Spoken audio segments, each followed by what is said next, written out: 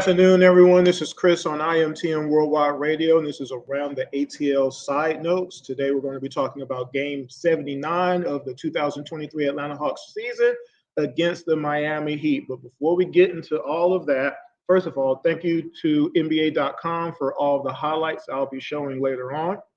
If you've never watched Around the ATL before, do me a quick favor and go subscribe to the IMTM Worldwide Radio YouTube channel. If you're watching from there, subscribe. If you're watching from Facebook, subscribe. If you're watching from Twitter, subscribe to the IMTM Worldwide Radio YouTube page. That's where I broadcast from. You can also follow on Facebook and Instagram under IMTM Worldwide Radio. That'd be cool if you pick one of those. You could also follow me on Twitter. Listen, there it is, Intellect ATL. My co-host is Jordan23ATL, and the show Twitter is IMTM Radio. I'm working to get back on there. I'm not on there as much as my personal page, but I'm working on it. Of course, this show today is brought to you by IMTM Worldwide Images. I actually have a sporting event that I'll be doing a photo shoot for. July 13th is actually a Falcons event. So I'll be in town again 2 weeks from now, I guess. So if you know someone who needs photos, headshots, model portfolios, acting headshots, business headshots, maternity photos, family photos, hit me up, IMTM Worldwide Images. You can also follow me on IMTM Worldwide Images 1. Somebody will get a free photo shoot if you're following me. So check that out. Now, if you've never watched Around the ATL before, there's two facets. One, the main show, which is 2 hours, where we go through all Atlanta and Georgia sports. We talk Hawks, we talk Falcons, we talk Braves, we talk Atlanta United, we talk Atlanta Dream, we talk the new volleyball team, Atlanta Vibe, that actually made the playoffs this year and actually has the MVP of the volleyball league, which is pretty cool. We also talk college sports too.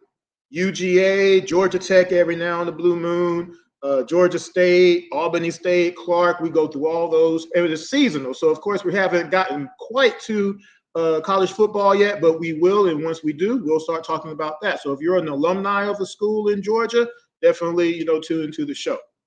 Now, around the ATL side notes is a topic program where I go through one topic at a time.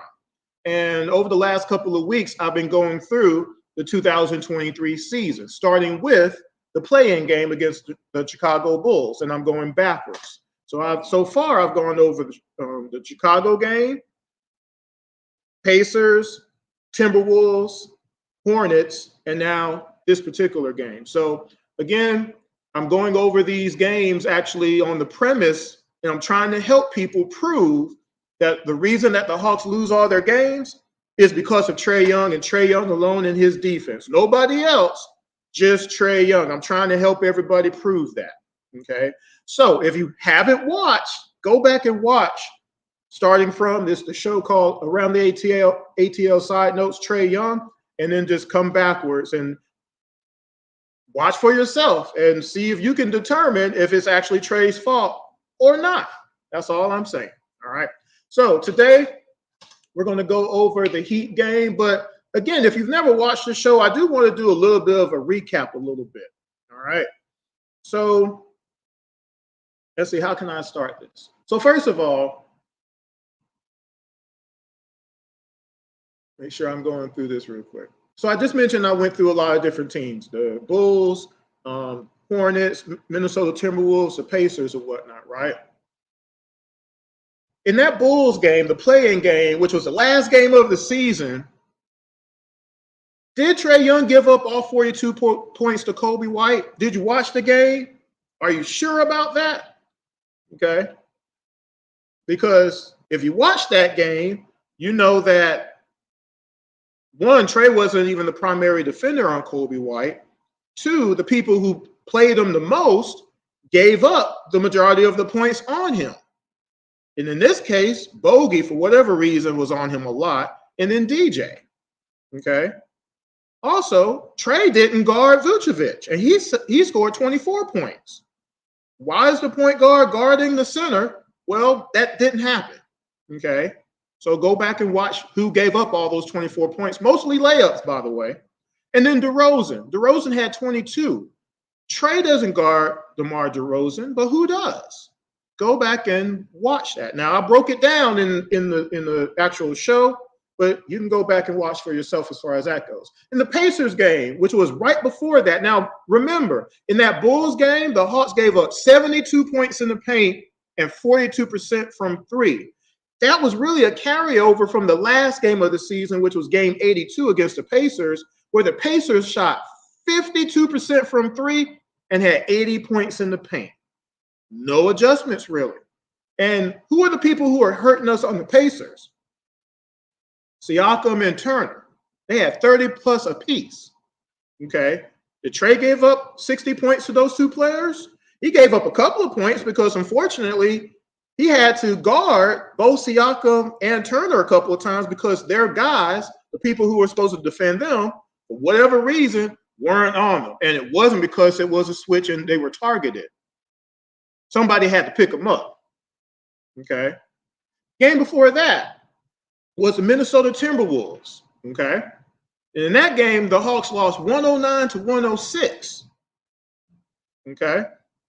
Did Trae Young guard Rudy Gobert, who had 25 points and 19 rebounds? No. Also, in the second quarter, the first half of that second quarter, as the Minnesota Timberwolves had shot after shot after shot after shot after shot after shot, 6 field goals, Trae wasn't even playing that part of that game. So how is he attributed for 12 points right there given up? And then the last part of the game, the last 5 field goals that the Minnesota Timberwolves hit, Trae Young wasn't in the game. So how is he blamed for all 5 of those field goals? He lost by 3 points, and the last 2 shots were made by Anthony Edwards. Trae wasn't guarding him. You know who else wasn't guarding him? Hunter or DJ, who were supposed to be our best defenders. You know who was guarding him? They had the rookie on him. And Anthony promptly backed him down and hit 2 turnaround fades off the backboard on both shots. We lost by 3 points. It was a 1-point game each time he shot the ball. The Hornets game. Trae Young had just came back. Okay.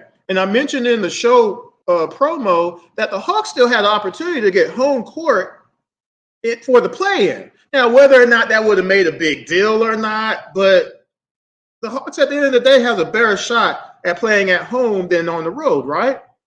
Because we played the Bulls on the road and we lost by 15. Could that have been a little bit closer if we had played at home? I don't know. We'll never know. But anyway, against the Charlotte Hornets, when Trae was pulled after the third quarter, he didn't play the fourth quarter. The Hawks led 92 to 77. If you go back and watch around the ATL, go watch that particular game. It's game number 80, Hornets versus Hawks. Trae in that game, his first game back, was 5 for 5, had 11 assists. He was pulled. In the fourth quarter, again, we were leading 92 to 77. The Hawks lost that game 115 to 114. So please try to explain to me how Trae Young lost that game where he didn't even play the fourth quarter. Go back and watch the footage that I showed, because that's all I'm doing is showing the footage. I'm not changing anything. I'm not interpreting anything. I'm just showing you what actually happened. Okay? So the premise is Trae Young loses all these games for us. Okay, so if you go game by game that I've showed so far, again, make your own determination. But here's the thing with that. Okay, nobody else can play defense because of Trae Young is the other premise. Not only are we losing games because of Trae Young, nobody else can do their job because of Trae Young, because he's on the floor. Well, how do you account for the 28 games that Trae didn't play? The Hawks didn't go 30-0 or 28-0. We didn't go 25-3. We didn't go 20-8. The Hawks was 14-14. We lost 14 games. When Trae Young came back, we were still in 10th place in the East. We didn't move up in any standings. And also, it wasn't that just Trae Young was out. We were missing 2 other starters and a bench player. That's 4 people, not counting the time Hunter was gone. We were missing 5 people during the season, folks. We have no depth. So are we saying that that stretch. We did have a stretch. We won 6 out of 7. That did happen. Are you saying that the Hawks were better without Trae Young, Okongwu, and Bay, and Jalen Johnson? Because that's what you have to say. Right? Now, I want to say something because it did happen. DJ is no longer here. He was traded. This is not going to be that particular show. I will do another show. That'll probably be me and my co-host doing that show because we want to see what all other moves are going to be made, if any others are going to be made before we do a 2-hour show on the current roster, whatever that is. But he was traded. We didn't get nothing for him. I don't appreciate that because DJ, for everything, is a good player, and we should have gotten somebody for him. Again, we're giving players away. I don't like that. If there's a big master plan, prove me wrong, but that's just a waste. We could, again, if y'all saw a couple of shows again down the road, I talked about, man, we have enough to where we could pull off a KD. We had the number 1 pick. Heck, figure it out. Right? We could have gotten Caruso. We could have gotten all these players. We'll see what happens. I'll get into that another time. Don't want to get bogged down. But here's what I want to address. Another thing that someone said, besides Trae Young is making it to where people can't play defense, is also Trae Young is the reason Hunter can't stay healthy. I was told this, okay? And again, this is just for new people who maybe never have seen the show, okay? I'm trying to do this quick.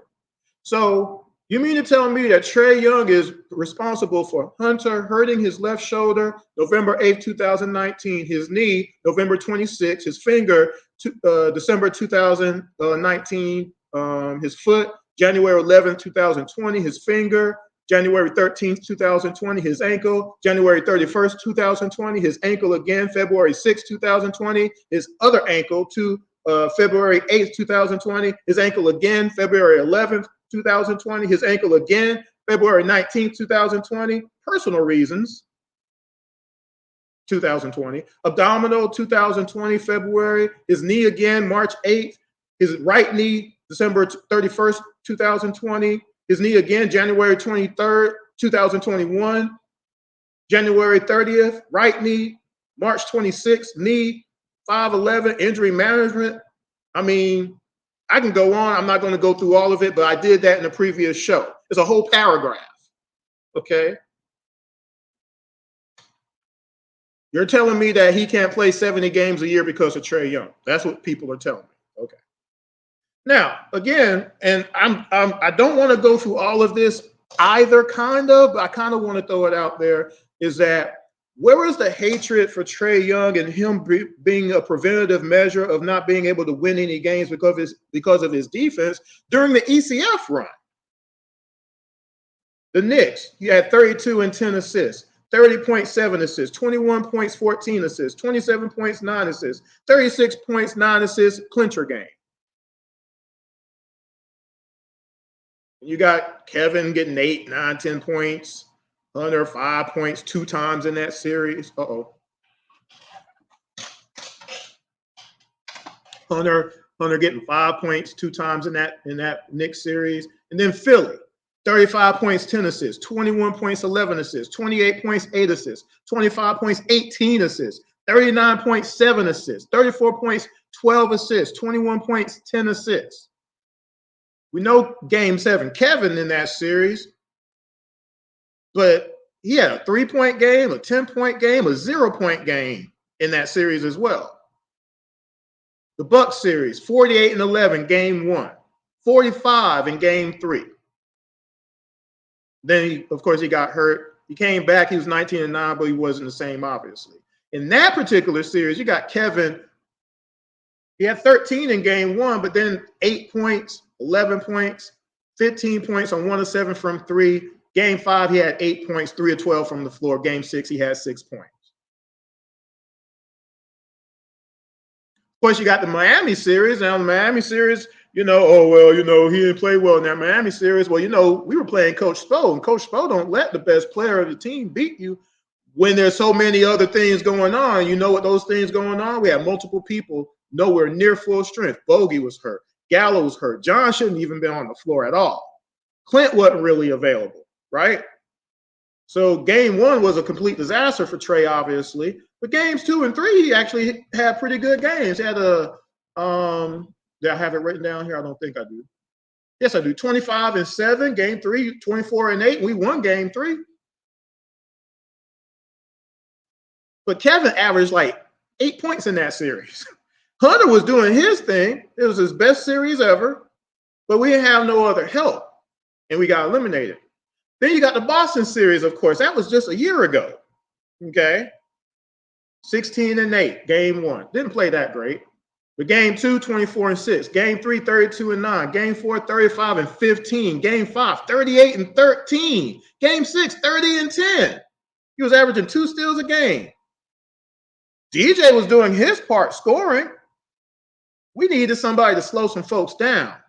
Our supposed best defensive player. Didn't happen. Got knocked out. We should have beat Boston last year. We should have beat Boston last year. Well, somebody got some bass in their stereo. So again, where was all the hatred during that period of time? Okay. Now, again, all players have weaknesses. You know what other good teams do when you have good players that have some weaknesses? You put some people around there to mitigate the weaknesses. You don't put people around them to extrapolate the weaknesses. But here's the deal. Is it so much of a weakness that's really causing you to lose games? And that's why I'm going through these games shot for shot. Okay. And what I'm doing, I'm going to skip some stuff. Should I? Maybe not. What I'm doing, let me see if I should skip this. No, I've already mentioned that. Oh, so what I'm doing with the games themselves is I go through what each team did on the opposing side. The 3 best players on the opposing side, what they did, points in the paint, second chance points, fast break points, and 3-point percentage. I go through what the Hawks did in that particular game. But one thing I do want to know before I get started with this Heat game is if the premise is Trae Young and Trae Young alone, his defense is losing games, what about those 28 games that he did not appear in? And what was going on with the other players? If Trae is not there to hinder somebody from playing defense, why are players still balling out of control on the other side? Remember, we lost 14 games. Again, we didn't go 25 and 3. We didn't go 20 and 8. We went 14 and 14 during that stretch with Trae and other people out. So, for instance, there was a time where we played the Bulls in April, early April, and they beat us 113-101. Trae, Okongwu, and Bay was out. DeRozan had 31. White had 22. Drummond had 13 and 18. Why did we lose that game? We did beat Detroit, but Malachi Flynn had 50 points. How does Malachi Flynn, who's averaging like 5 points a game, drop 50? Like he hit 25 and you can't stop him at 25. He hit 35 and you can't stop him still. He got all the way to 50 points. Trae wasn't on the floor, so who was guarding him? We won that game 121-113. That was a losable game right there. Suns. Why does Booker have 30 points, 6 from 8 from 3? Why does Eric Gordon have 21 points, 8 from 11 from 3? I mean, from the floor, he was 4 or 6 from 3, actually. The Lakers. Why does D'Lo have 27 points? Trae is not on the floor. If Trae is the problem, why does D'Lo have 27, Bron have 25, and AD have 22 and 15? Somebody need to be stopping those guys. Trae is not on the floor. That's the premise, right? Right? Utah. We lost to them by 2 points. Remember, in some of my other episodes, for those who do watch, the Hawks lost 21 games last year by 7 points or less. Hawks averaged 118 points a game, gave up 120. We either needed to stop some people or score more points, and we did neither. And we didn't have no depth. That's how you lose 46, 47 games in the season.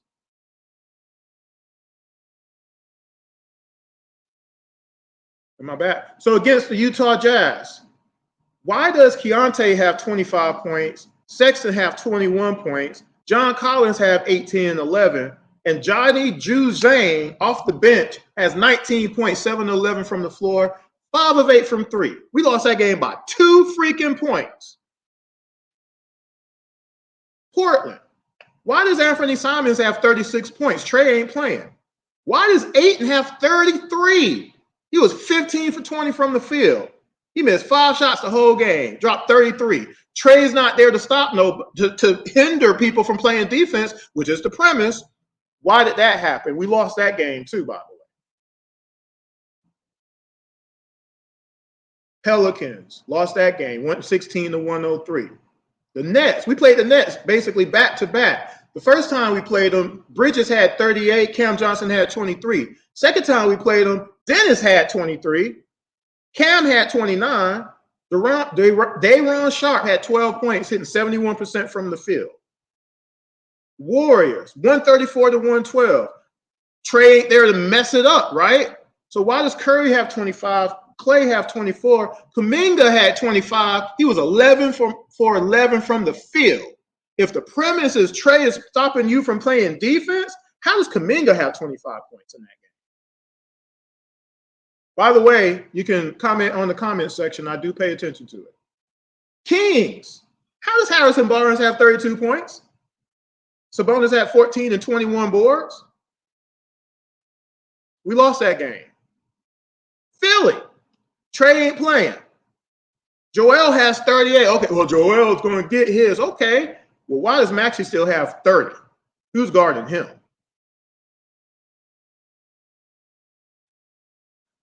That's why I'm doing these breakdowns. Because if the premise is it's Trae's fault, somebody got to prove that.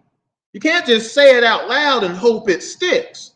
Again, there's nothing wrong with having an opinion. Nothing. But eventually it has to be backed up by something. And once you see what that backup is and you still keep saying the same stuff, even though you see it's not true, then that's just kind of weird. Ain't it? I'm just saying. So that being said, let's get into this Heat game. Game 79, 2023 season, the Atlanta Hawks played against the Miami Heat. This was at home, by the way. And again, as I mentioned in the promo of the show, if you read that, the Hawks still had the opportunity to clinch home court. And I'll get into that a little bit later for the play-in tournament, that is. So the Hawks lose 117 to 111 in double overtime, by the way, at home. He had 44 points in the paint, which technically is not bad, considering other factors, okay? They only gave up 2 second chance points, but that's technically because the Heat didn't miss any points and they hit everything. But it's still decent. That's still really good, okay? They only had 10 fast break points the Heat did against the Hawks, which is really good for the Hawks, okay? So the Hawks had a chance to win this game. The one thing that really beat them, the Hawks gave up 40% from 3. We're going to really talk about that when I start showing the clips. Tyler Hero had 33. Jimmy Buckets had 25. Nikola Jovic, and I might call him Jovic every now and again. Who cares? He had 23 points. Definitely pay attention to that, okay? Now, for the Hawks, Hunter had one of his best games. 23 points, 11 boards, 2 steals, and a block. Man, we were getting that from him every day. Eastern Conference Finals. I've been saying it forever. If we could get that, that's who we need, but we don't get that. We get 14 points a game, 3 or 4 rebounds, maybe, no blocks, no steals. That's what we get every night. That's what we've gotten for his whole career. How does Trae stop him from blocking shots and getting steals? I don't get that part, but whatever. Bogey had 11 points. He was 4-17 from the field, 1 for 11 from 3. He didn't play that well that night. DJ had 29 points. He shot the ball 31 times that night himself. He was 3 of 12 from 3. He did have 13 assists, though. JJ, remember, this is the game where he ended up leaving early. He was 6 for 7 from the field before he left. He had 13 points. Clint only had 6 in this game. Remember, we lost by 6, just saying. Bruno had a decent game, 12 points, 4 of 5. Garrison had 11 points. He was 4 of 10. Vitt didn't score. Kobe had 4 on 2 of 9 shooting. One thing I do want to mention, too, because I saw it somewhere, Trae passes to everybody. It's just a matter of, do people hit shots? There are times where, Chris passed to Bogey's wide open for a 3 on the half court side. Boom, corner, right? Passes it to DJ all the time. Y'all see that? JJ, everybody.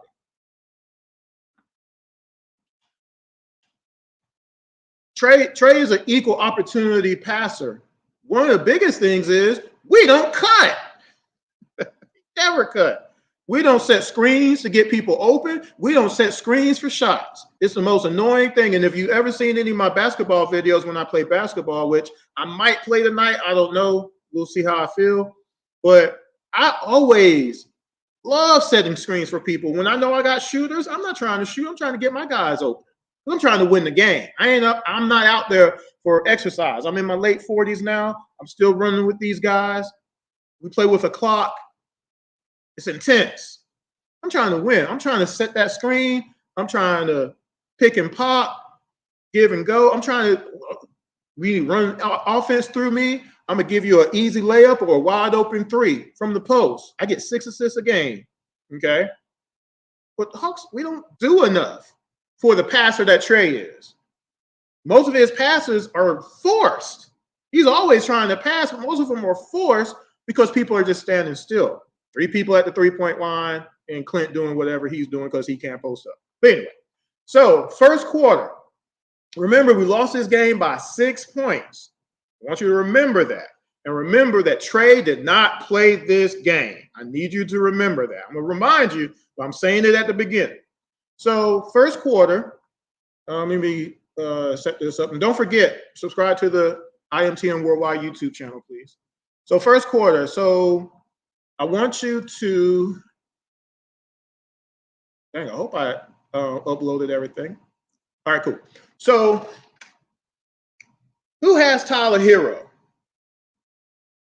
I want y'all to keep that in mind too. For the most of this game, you already know who Tyler Hero is.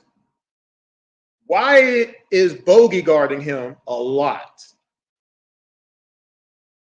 Caleb Martin is not a threat like Tyler Hero is. So I'm just saying, common sense. Wouldn't you want Murray on Tyler Hero all game long? This is not like an NFL and football, and one person always gets this side no matter what. I just watched a clip of, San Francisco versus the Falcons and how Demery was on Jerry freaking Rice, while Jerry freaking Rice was getting like 200 yards, 5 touchdowns, and Dion was on Taylor. This is not the NFL. Anyway, Bogey has Tyler. Hunter has Jimmy. Clint has Bam. Jalen has Jovic. Tyler is basically dribbling the ball. He's going to pass to Bam. Bam gives it back. Tyler dribbles, pulls up for a jumper. This is first shot of the game. By just 2, 117-115. That cost him 6th in the Eastern Conference standings. You want to be 6 or above to stay out of the play-in. Hero. Well, he is a crafty young player. Dominic, crafty young player. All right, so here we go. Now remember, how many did Tyler score? Let me scroll back up. Where is it at? 33 points. That was his first one right there. Now, one thing I always talk about is, and I just mentioned it earlier about Spo in our Miami series that we played a couple years ago, you don't let the best player kill you. Or you don't let the top scorer keep scoring.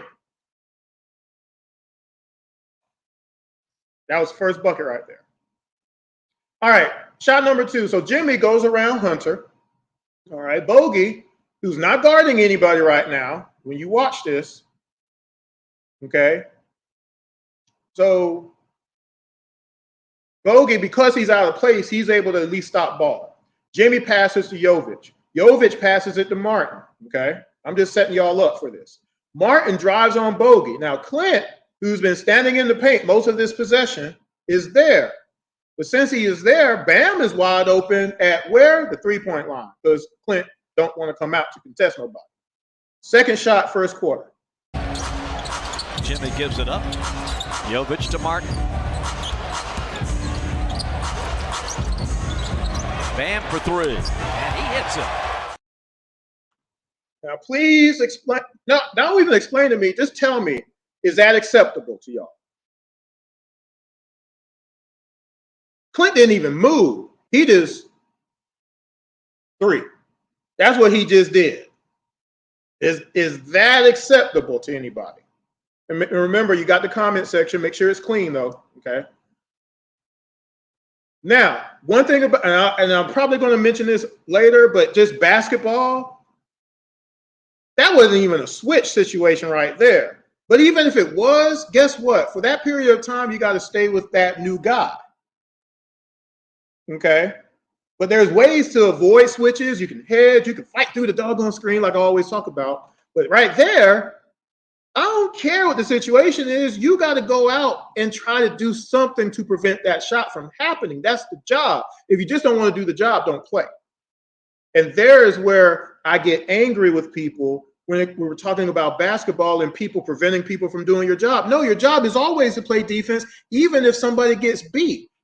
If my point guard gets beat and they're coming down the lane, I'm not going to just move aside and let them lay the ball up. Unfortunately, you're going to see some of that in this game. My job is to now be a hindrance. I'm second help defender. I got to do something. At worst, I got to foul you. I got to put you on the ground. You're going to shoot free throws, sir. Bye. Get out of here. That's not what the Hawks do. And the other part of that is talking. If I get picked, I'm going to hear, hey, Chris, you're by yourself. If I'm guarding John Morant all of a sudden, that means I got to give him some space. I'm going to make you shoot a 3 rather than you just drive around me and dunk on somebody. But also, Chris, we got your back if they get by you. But you're by yourself right now. Or Chris left, Chris right. That means a pick is coming. Now I can with my peripheral, I can get through that screen. Or I could just let that screen go through and we just switch. There's always somebody on. Hawks don't know how to do none of this. I've been talking about this for the last couple of years. It's frustrating because we have nobody from the bench making no adjustments because we have no defensive coaching on the bench. And we don't have enough good defensive players on our team who knows what to do, which is why I said we got to do that. We got to do something about that. OG, Caruso, Dort, somebody. Pat Bev, he has some defensive player of the year votes. First team, second team, all defense. If worse, he's going to shout in your face, hey, why did you leave your man? Which you're going to see a lot in these clips in a little bit. But anyway, that was his shot number 2. Third shot, again, ball watching. Jimmy has the ball. Tyler is running around. He passes it to Tyler. Tyler drives. He has 4 people looking at him. Murray on his right. Clint. Bogey is in the paint again. JJ is even watching him. Tyler passes to Jovic for, guess what? A 3. And he hits it. This is third shot, first quarter. Or will it be at the United Center? Jovic. And he connects. That's a 3. Well, one thing is that you can get to Jovic, he's going to make you pay for it. So you got to run him. They shot 40% from 3. They hit a lot of 3s in this game, guys. Trae ain't out there to mess it up for everybody, to say, oh, well, Trae gave that up, or we couldn't get to that person because Trae was in. No, you can't say any of that in this game. You lost this game by 6 in 2 overtimes at home.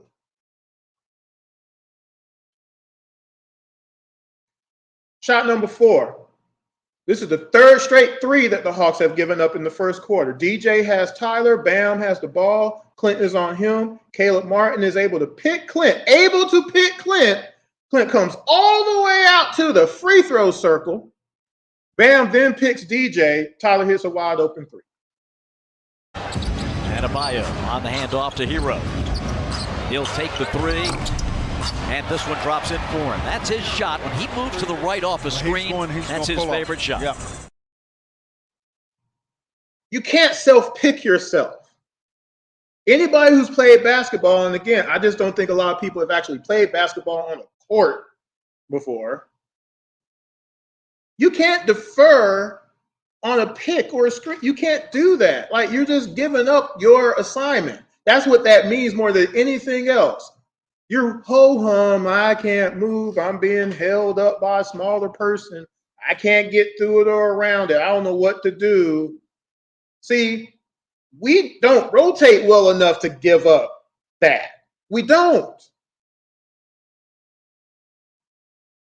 That was 4th shot. Fifth shot, Bogey has just shot a 3. Clint ain't even trying to get the ball on that one. He sees the ball in the air. Hunter actually crashes, but because Hunter crashes, you remember, Hunter has Jimmy. So Hunter is crashing. Jimmy says, oh, I'm gone. DJ actually does pick him up, but he's not able to stop him as Bam throws a deep pass down the middle for a layup. Fifth shot, first quarter. Back to Bogey. Corner 3 of a Martin. No. And Adebayo with a long heave to Butler. And the lane is good. That was a beautiful outlet pass there by Adebayo. Now, could Murray have stopped him? I mean, at worst, he could have wrapped him up, or he could have said, I don't want to get an early foul right now this early since the first quarter. I guess, but it was a layup, though. They got 44 points in the paint. Sixth shot. Again, we can't play team defense. Operative word, can't. JJ has Jovic. Not sure why Bogey is on Jimmy at this point. Jimmy gets the pass. Then Clint leaves his man, which is Bam, to guard Jimmy. So now Bogey isn't guarding anybody. JJ is watching the ball again. Jovic cuts to the basket behind JJ. Nobody says nothing. No communication. Also, Hunter could have doubled so that Jimmy can't get an easy shot, but none of those things happen. Literally, we're just on the basketball court. That's what it looks like. Again, this is just what happens. I can't change what occurs here, guys. Make sure I'm on the right one. Sixth shot, first quarter. They go right over the top, but Butler. Oh, I thought that ball hit out of bounds. Sure, it didn't look like it. Jimmy on the bounce to the cutting Jovic, and he lays it in. You gotta stay with your man. Doesn't matter what your man is doing, Jay. You gotta stay with your man. You gotta face guard him. Don't care what's happening behind you. You stay with your man. You take him out of the play. Now they're playing 4-on-4. When you try to scan and doing all this other stuff, you're making it easy for the other team to score. And that's why our points in the paint are always high and our second chance points are always high. We never know where our guy is. On the second chance point part, we're never blocking out. We don't block out. It's like it's not mandatory for us to do our jobs. And it's not Trae stopping you from doing that. From blocking out? That's not manly to say that out loud. I'm sorry, it just ain't. Seventh shot. Listen to what Bob says in this clip. So anyway, here's another example where we couldn't have a defensive coach on our bench. Nobody's looking at no tape. Who's the video guy? Okay. Hunter has Butler. Garrison has Martin. Hunter doesn't say switch or stay with man or nothing. He simply decided that no matter what, not even actually getting screened, he's going to go after Caleb. Butler, who's never stopped, goes to the basket for an alley-oop. Watch this now. Seventh shot. Again, that's how you get them back. Just 2 at a time. You know, get them back on their heels. Lob to Butler for the jam. Again, the Heat getting behind the Hawks defense. Again, the Heat getting behind the Hawks defense. If you've seen the other games that I've showed so far, again, you should be angry with the Bulls game, frighteningly mad at that Pacers game where we gave up 157 points, incensed at that Minnesota Timberwolves game that we lost by 3 points, triple angry that we lost against the Hornets by 1 point after leading 92-77. But nobody is for some reason. And I don't get that. Next shot. Number 8, Jimmy has the ball, passes Jovic. DJ is supposed to be on somebody. Jovic gets the ball, drives to the bucket for a layup. Jimmy working against Hunter. You know, both teams a little careless with the ball. Jovic Euros and scores with the left hand. So whether it is a switch or whether it is someone doesn't pick people up coming up the court, like you're supposed to stay with your man, you got an assignment, But for whatever reason, if you lose that, you got to pick up somebody else. And when you pick up that other person, you're on that person now. That's your assignment until you can switch back. I always talk about when I play basketball is that, let's say I can't fight through a screen, or let's say I wasn't paying attention. Let's just throw it out there, right? Whoever I'm on now, I'm on that person. And if the other team can't take advantage, if we see a moment we can do it, we switch back. Or at worst, we doggone double team. I'm not going to let my point guard go up against my assignment. My assignment is at least as big as me or strong as me or as tall as me or even taller. So why would I let the 6'7" guy go up against a 5'5" point guard? Why would I do that and be like, oh, you just got to stop him? That's not a manly thing to do. I'm switching back to get back on my assignment to do my job, or I'm a double team, so they have to kick the ball out and they got to reset, which gives us a chance to reset. We don't do that on this team. We just leave you out on the island, which is why I was very angry to watch Kobe Buffkin trying to stop Anthony Edwards by himself, and he had people out there who could have helped him. And they didn't do nothing. They just stare at him. Garrison was playing illegal defense. He's standing in the paint, just watching Anthony Edwards back up Kobe, turn around, fade off the backboard. And Garrison just watched it happen. That's what they all do. Nobody helps. We don't know how to double. We don't know how to play zone defense. We don't know how to rotate. We overhelp on everything. I've been showing y'all that in all these games. There's usually our two bigs.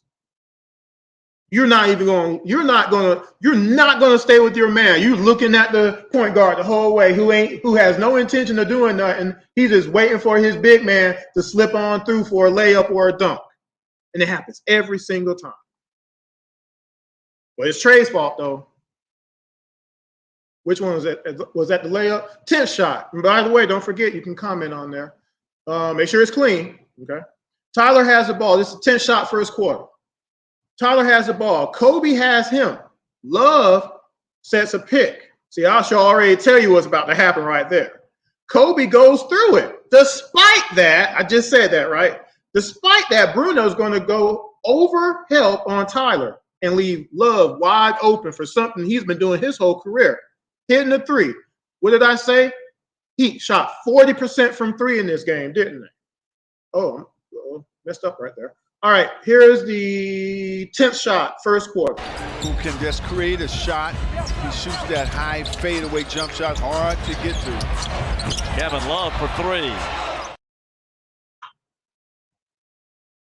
Missed shots aren't defense, guys. You have to contest all shots. You can't hope and pray they miss.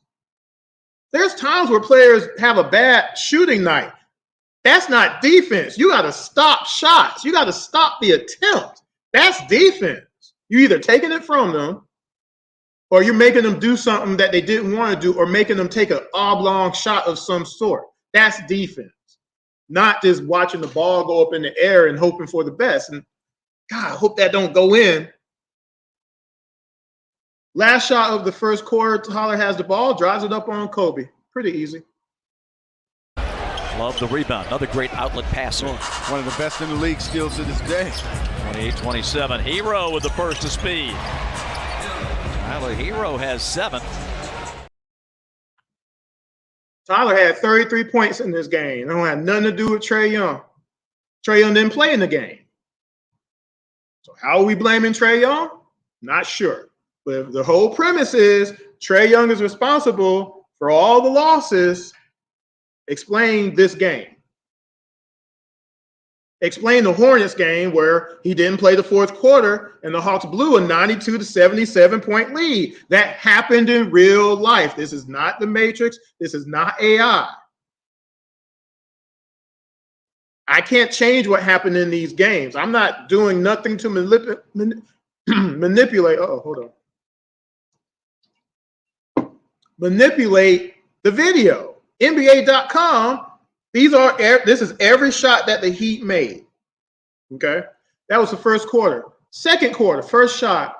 Is it Jaquez? I think it's Jaquez. Has the ball. This is the Heat's rookie. He drives. Kobe stops him. Jaquez passes it to Tyler. Tyler pump fakes. Jalen Johnson jumps. Tyler drives around Kobe for another layup. Remember, they scored 44 points in the paint. So make sure I'm on the second quarter. Where is it at? There we go. First shot, second quarter. Even a better person, and he's one of those guys you just look forward to seeing every day on the beat, whether he was covering the Hawks for the AJC or later for NBA TV, laying for Hero. Now, Kobe, maybe taking the charge. I mean, he tried, I guess, but he went right around Kobe. For a layup. Second shot, Bam is bringing the ball up. Bam gives to Tyler. He sets a pick on Kobe. Bruno is back. So he wasn't playing tight. He could have just let Kobe come around and stayed on Bam. Again, I talk about hedging and just letting things, like paying attention, like having some kind of realization and recognition. Nobody from the bench is saying, hey, stop doing this. Nobody does it. We do it every game. And because there's a help defender, at least there's supposed to be. And again, because we can't even do that right, it's an issue. But anyway, instead, as usual, he goes after Tyler. Bam would have a lob dunk, but Tyler instead is driving, pulls up over Kobe for a jumper. And also, unfortunately, JJ wasn't on his man at all. Jaquez would have had a wide open three if he had gotten the ball. All right. So here's the second shot, second quarter. Front end of a back-to-back for the Hawks. The Charlotte Hornets will be here tomorrow night as Atlanta closes out the home regular season slate. Tyler Hero again. When you play the Atlanta Hawks, you have at least three options all the time because of what you just saw.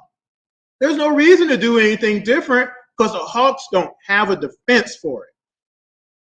We can't do it. See, none of it. I could never get away with any of this. If I did any of these things that you've seen so far from the bigs, I wouldn't get to play. Man, Chris on guy tonight. Old man Chris, man.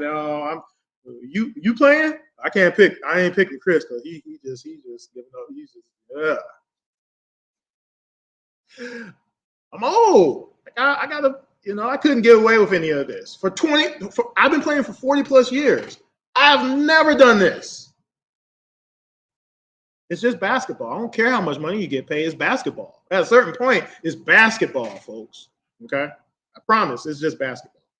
Third shot, second quarter. At the start of the possession, 3 Hawks are in the paint. Note that. That means 2 people are open at the very minimum. Tyler has the ball. He passes to Highsmith. Bogey is supposed to be on him. Kobe is supposed to be on right. But he's one of the guys standing in the paint. Highsmith passes it to right. For some reason, Bogey leaves his man to go to right. Right then passes back to Highsmith, who hits a 3. Now, don't say Bogey left because he saw right was open. He didn't see him. He wasn't paying no attention. He had no idea right was there until the pass was made. Or that Kobe was coming. Okay? Third shot. Make sure this is the third shot. Yeah, third shot. Here we go. With any sort of consistency. Highsmith, and he nails a 3. Haywood Highsmith, the 4-year man. Let me replay that real quick. With any sort of consistency. Highsmith, and he nails a 3. Haywood Highsmith, the 4-year man. Bogey, knowing that was his man, didn't even try to go back to his man again. Now, Garrison tried to do a little something there at the end, but too little, too late. But that's the defense that we're talking about right there. And that's one of the reasons I said Bogey can't be starting for us. He can't. And I'll get to why again. I don't really need to do that. Look at the Bulls game and how many points he gave up. I noted that. Well, I didn't note that in that game because I hadn't started doing that yet. Because after that game, I started at the end of each game. I also here's how many points each player actually gave up in the game as well. All right. But anyway, so that was third shot, right? So one thing, and I think I just mentioned it earlier, nobody uses their peripheral vision. Okay. Nobody communicates on the team. Nobody calls out screens. Nobody directs the direction of the screen. Nobody knows anything. You don't know if you're by yourself. You don't know anything. Okay? And that has to change. It has to be mandatory. Like, people need to be getting fined. I mentioned that. Like, for every second chance points, we need to be getting fined. For every overhelp, somebody got to get fined. The whole team, fine them $5,000 apiece. Do something. Every points, fast break points in the paint given up, you got to fine them. Now, I almost want to jump ahead and actually, you know what? I'm gonna jump ahead. I'm gonna say it again, but I'm gonna jump ahead real quick. Let me see if I can find it.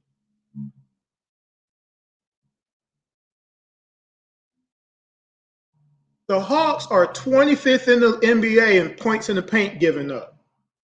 Only the Raptors, Pistons, Spurs, Wizards, and Pacers are worse. Pacers are dead last, but they overcome it by scoring 130 points a game. They dare you to miss shots. They don't care about that. They're just going to outscore you. They made it to the Eastern Conference Finals with that, right? The Hawks were 26th in blocks. Middle in the pack in steals, 16th. 28th in fast break points, almost last. They're 12th in second chance points, but mostly that's because, again, teams hit most of their shots inside against us. We are 26th in blocks, right? Math. Hawks gave up 14 threes a game this season. 14. 1,147 they gave up this year. Only the Lakers, Chicago, and Utah gave up more threes than the Atlanta Hawks this year. There is a game, actually, I think it's the next game I'm reviewing, the Nuggets. The Nuggets shot 60% from the floor and 56% from three. They hit 23 threes against us. They had 48 points in the paint. But guess what? You can't blame Trae because he didn't play that game either. So I just wanted to jump ahead real quick to just show how crazy this is. This is crazy talk, okay? Now, what shot did I leave off of? First, second, I'm in the second quarter, right? Third shot, there we go. Fourth shot, Bam has the ball. Let me make sure I got it over there. So Bam has the ball, Tyler gets the pass, Bam picks Vic, okay? Now, for some reason, again, Bruno comes all the way to half freaking court, leaves Bam. Bam is in the post alone. DJ is there. Bam takes the ball. DJ got the ball, then Bam takes it from DJ. Garrison is there. He doesn't wrap him up. Hunter is there. He doesn't wrap him up. You know what Bam does? Dunks it. Fourth shot. 7:31. Hero to Adebayo and off his hand. Rips it away from Murray. Bam, a fake and a dunk. Oh, man, that's pure strength, Bob. Pure strength that shouldn't even have came about because Bruno should never have left his man.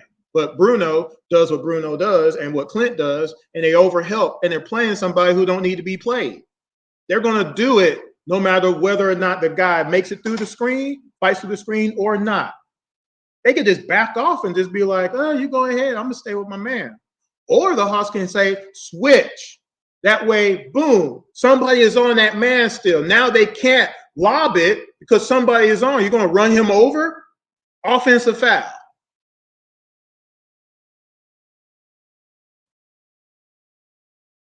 On April 1st, the Bulls beat the Hawks 113-101. The record was 35-40. The Bulls were 36-40 at this time. The rest of the season, the Bulls had 6 games left. They went 3-3. The Hawks had 7 games left. The Hawks went 1-6. That's why I've been saying we could have gotten the home court in the play-in. Again, would that have made a difference having home court? Maybe. So after beating the Bulls, the Hawks did beat the Pistons, as I mentioned earlier, after, Malachi Flynn scored 50 freaking points. We still won the game. But then we lost against the Mavs, the Nuggets, this game against the Heat. Again, Trae didn't play none of those 3 games. So again, can't be his defense that caused us to lose those 3 games. We lost those games, right?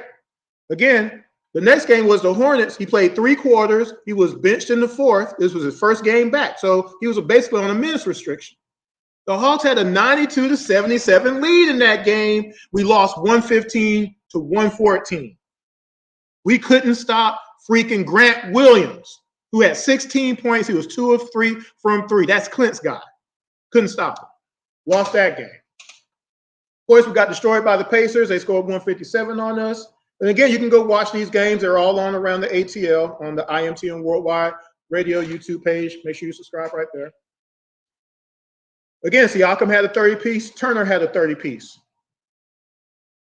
And in the Bulls game, of course, you know the result of that. White had 42. Again, Bogey and DJ were primarily guarding him. Trae didn't give up 42 points to White. Just didn't happen. Vucevic had 24. Trae didn't give up 24 points to Vucevic. Didn't happen. The first 2 points, the first 4 points that Chicago scored in that Chicago play-in game was Vucevic laying the ball up on Clint. That's the first 4 points. And of course, again, DeRozan had 22. Hawks could have had at least the play-in home court in Atlanta. And anything could have happened at that point. Fifth shot, second quarter. So as Neek says, know your personnel. You know how Neek likes to say that, right? Well, Wright brings the ball up. Bam sets the screen on Vit to get Tyler open. Vit actually gets around it. Tyler drives all the way to the basket for a layup. Hunter is there for defense, doesn't move. And don't tell me, oh, well, Chris, he didn't move. If he moves, he leaves his man. No, that's what rotations are for. But remember, I just mentioned that? We don't know how to do any of those things that we're supposed to do as a team that other teams do. Boston, Minnesota, Nuggets, everybody. A whole bunch of Magic, Knicks, Cavs. You don't allow a layup. You just don't do it. You foul, you get a block, you make them pass it, try another shot, but not a layup. Fifth shot, second quarter. But now knocks down the three, 39-34. I say it again, know your personnel. And Hero gets through the defense and lays it home for 13. Explain to me why Hunter is looking like, oh, man, Hunter didn't move. Get out of here with that craziness. Sixth shot, second quarter. What time is it? Okay. So here's another layup. Now, again, this is getting to be embarrassing here, and I'm hoping that my blood pressure don't go up. Because when I was doing this review, I was getting very upset again. So at the start of this play, 3 players again are in the paint. Nobody's guarding nobody, basically. Butler has the ball. Bam screens Hunter, who, of course, can't get through it. Vit, who isn't guarding anybody at the time, comes over, but instead of stopping Butler, he stands in front of Bam. And this is where I say, okay, here's some speculation here. Is he standing in front of Bam to make sure he don't get a lob, or he's just standing there? Butler is still driving. Garrison should have been face guarding Wright, but instead, guess what? Jimmy is passing to Wright. Wright drives all the way to the bucket for a layup. Now, again, Vit does try a little bit of help defense, but Hunter doesn't move. Despite Vit forcing Wright to do an up and under, Hunter could have did something right there. And again, don't tell me hindsight's 20/20. I'm just looking at what's going on. And this is every night we do this. Everybody, whole team. We don't stay with man. I'm going to say it again. We don't stay with man. We don't rotate. We don't hedge on screens. We don't fight through screens. We don't make teams do anything different. And we give up 50, 60, 70, 80 points in the paint for no doggone reason. Here is the sixth shot of the second quarter. Outstanding in his first rotation, had 10. DeLon, he'll drive and score. Yeah, Hunter showing me a lot of intensity right there. A lot of motor, a lot of energy. 7 shot, second quarter. So how do we give up back-to-back layups to the same player? Again, Hawks have no defensive discipline. So Butler has the ball. Bam sets another screen that nobody can get through. Clint is now on Butler. Butler drives, and at this point, 4 Hawks are in the paint. Bogey isn't on his man. JJ has left his man. Wright is coming up under the basket because DJ left Wright alone. Wright gets the pass. You know what he does? Layup. But let's blame Trae, even though he ain't playing. Before the game. I did. Yes, I did. Had a chance to talk to him a minute. DeLon gets it up and in. Can't leave your man, DJ. Can't do it. 8th shot, second quarter. Wright is destroying the Hawks. This is his 3rd made shot in a row, folks. We lost this game by 6 in double overtime. Remember that now. So anyway, Caleb is running with the ball. Nobody stops the ball as usual. Murray has Wright. Nobody's guarding anybody. Caleb pulls up. Wright is at the 3-point line. Caleb passes the ball. Wright hits a wide open 3. Now, again, if Trae is the reason that the Hawks can't play defense because he's hindering their efforts to play defense, explain this game. Because he didn't play. 8th shot, second quarter. It remains a 6-point spread in favor of the Heat. DeLon Wright. Boy, feeling good tonight. Getting back at the Hawks. He's got 7. That's his 3rd straight shot. Bogey putting a lot of pressure on that attempt, right? Right? Did you see? I'm not replaying that one. 9th shot, second quarter. And they hit a lot of shots this quarter. So, again, if you're the best defender, stay with the best scorer. Clint, for some reason, has Jovic. Hunter has Jimmy. But Jovic sets a pick that Hunter can't get through again. And I swear he legit lets himself get picked. I've seen it. That Boston series last year, he let Smart pick him. In fact, he kind of grabbed Smart to where he can't get around. But anyway, that's another story. I don't want to hear that. But I got the video of that. But anyway, Clint has to guard Jimmy Butler now. Jimmy drives, stops, pivots, hits a shot, turnaround. Of course, it's too much for Clint to stop. Remember, Clint had 6 points in this game too, by the way. We lost by 6. 9th shot, second quarter.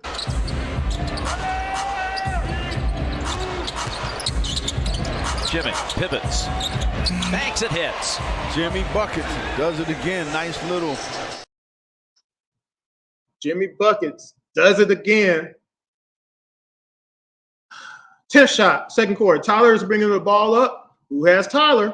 So where is Clint pointing to? Does Bogey have Tyler? Why isn't anybody stopping the ball? Where is Bam? I'm almost thinking like I'm doing like an old Batman serial. Is Batman going to get the shark repellent spray? You know, y'all remember those episodes, right? But anyway, Tyler brings it back out, passes the Bam. At that moment, Jimmy has lost Hunter under the basket. They give it to him. Hunter gets back. He does get back. Jimmy holds it. Now, at that point, what are people doing? Guess what? Clint is nowhere near Bam. Jimmy passes it to Bam. Hits another wide open 3. Remember, the Heat hit 40% from 3 in this game. 10th shot, second quarter. Tyler Hero came off the bench at Indiana Sunday, starting today, had 21 against the Pacers. Butler on the block, kicks it back, Bam, banks it in. Stop. No, Bam didn't call bank, but it still counts. 11th shot. Man, it hit a lot of shots in the second quarter. So Bam has the ball, Clinton is on him, Murray has Tyler, Jimmy has Bogey, or Bogey has Jimmy, I should say. No, my fault. Hunter does have Jimmy. Bogey has Martin. JJ has Jovic. JJ isn't on his man. He's ball watching again. Jovic sets a pick on Murray. Yes, this should have been called a moving screen, but it didn't. So Tyler drives and hits a floater over JJ instead. Hero on the curl, off the screen, drops it in, and a foul on Atlanta. Well, Tyler Hero has come alive, 15 points. Now, in that particular case, should JJ have stopped that shot somehow? Bigger, stronger, taller, jumper higher? I don't know. But again, if someone gets beat, that new person, that's your responsibility for that moment in time. And you got to do something. 12th shot. Remember, the Heat hit 40% from 3. This is a theme here. So again, why is Bogey in the paint? Not sure. Who has Tyler? Who has Martin? JJ has Jovic. Hunter has Butler. Clint has Bam. So again, who is actually causing mismatches? Because, again, that's one of y'all's premises about Trae. Trae is out there, and it's causing problems and stuff like that. Again, if the league was succinctly targeting Trae on every possession, and Trae's man is getting 30 points a night, y'all would have an argument. But that's not what's happening. I've showed y'all Bulls, Pacers, Wolves, Charlotte. 4 games so far where that didn't happen. That hasn't happened. And I'm going to keep showing you. It's not happening like that. Not nowhere near on the scale that you can actually say that argument. You just can't say it. Can't. Anyway, Tyler moves a little bit. Murray goes to Tyler. Martin is now wide open. Since JJ is still ball watching, Jovic glides to the three-point line. Butler passes to Tyler. He can pass to Martin or Jovic. He passes it to Jovic. Hits the three. Last shot of the second quarter. Butler on the bounce. Hero's pass deflected, but it ends up in Jovic's hands, and he hits a three.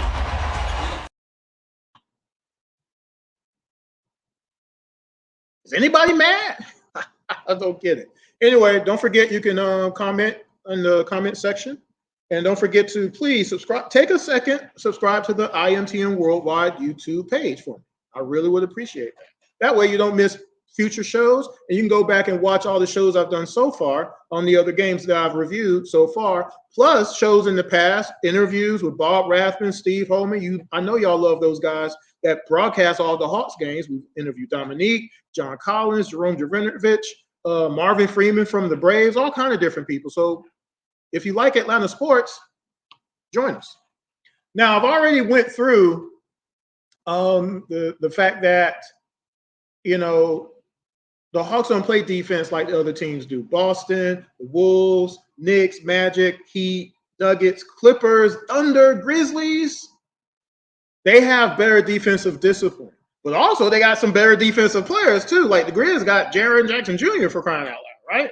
So again, if we can't get coaching to make adjustments, we need better players to be like, I'm going to stop everybody who I'm guarding no matter freaking what attitude. We got to have some of those players.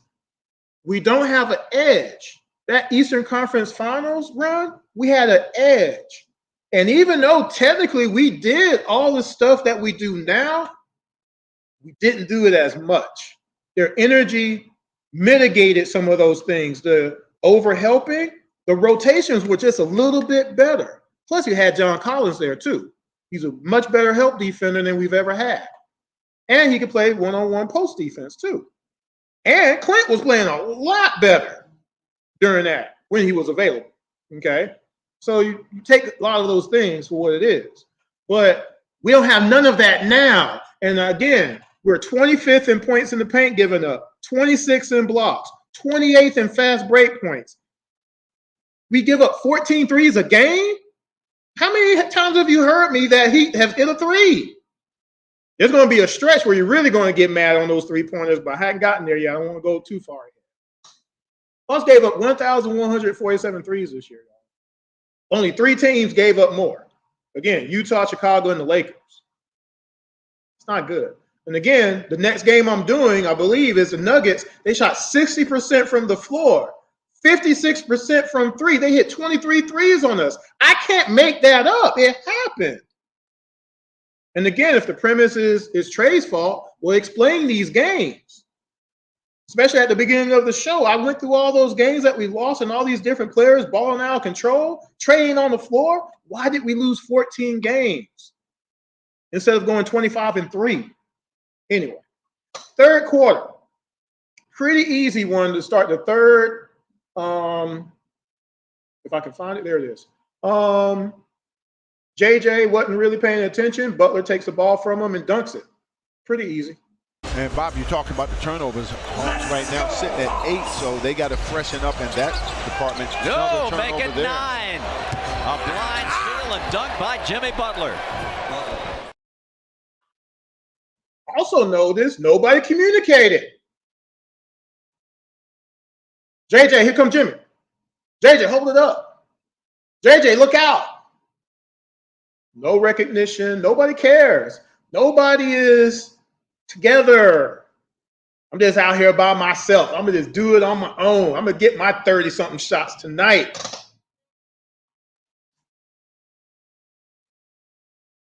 Second shot, third quarter. This is just sad. Again, we don't know how to double. Bam has the ball. Clint is on him. JJ leaves his man and circles as Bam drives the opposite direction. Lays it up on Clint. Hunter is again standing there under the rim. He legit lets Bam lays this ball up. Now, again, is this acceptable to y'all? I want someone to answer this. Nobody is answering any of these things so far, and I appreciate everybody watching and you're just soaking it up. But I would like a couple of comments in here before the show ends, okay? Just a few. Don't cuss, though. No cussing, okay? No, respect to everybody, right? Kids might be watching. So anyway, oh, this is second shot. My bad. Here we go. Second shot, third quarter. Against Capella. And drops it in. Well, Bam over the. I'm going to play that one again for y'all, just in case you missed it. Against Capella. And drops it in. Well, Bam over the. What was Jalen doing, and why can't Clint stop Bam? What was Jalen doing, and why can't Clint? And I'll play it one more time. Against Capella. And drops it in. Well, Bam over the. What was Hunter doing? Don't tell me that people are playing defense when they're not. I'm sorry. You got to prove that statement that Trae and Trae alone and his defense is the reason that people beat the Hawks when it's not. No, Trae is not the best defender in the world, but he ain't the worst.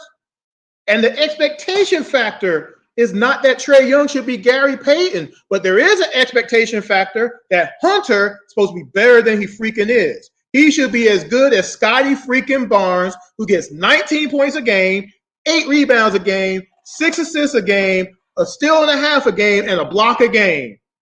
All-star. Rookie of the year. We drafted Hunter 4th. We can't get him to play 70 games a year. We can't get more than 14 points a game out of him. Yeah, he did shoot better from 3 than he ever has before. I don't really care about that if he's not getting 19 points a game out of it.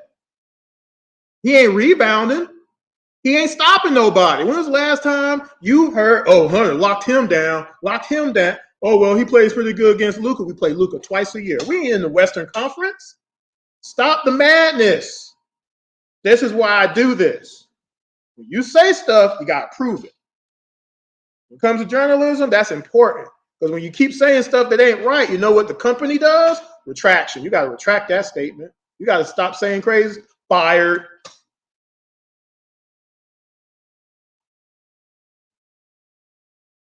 What shot was that? Number 2. This is the third shot, third quarter. So off a missed shot, there's a fast break occurring, okay, by the Heat. So DJ gets back. JJ is back. Hunter actually runs up as well. But instead of staying with Tyler, he stops. When Jimmy passes it to Tyler, Tyler has a wide open shot. Hunter doesn't even jump to contest. Again, effort. Effort. Effort. Third shot, third quarter. Bogey.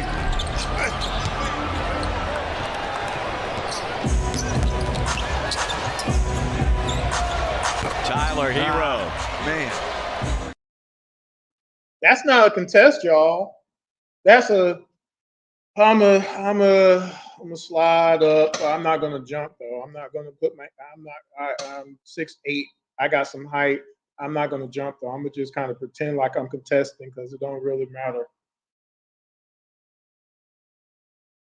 Fourth shot, third quarter. Jimmy has the ball. Bogey is not guarding anybody.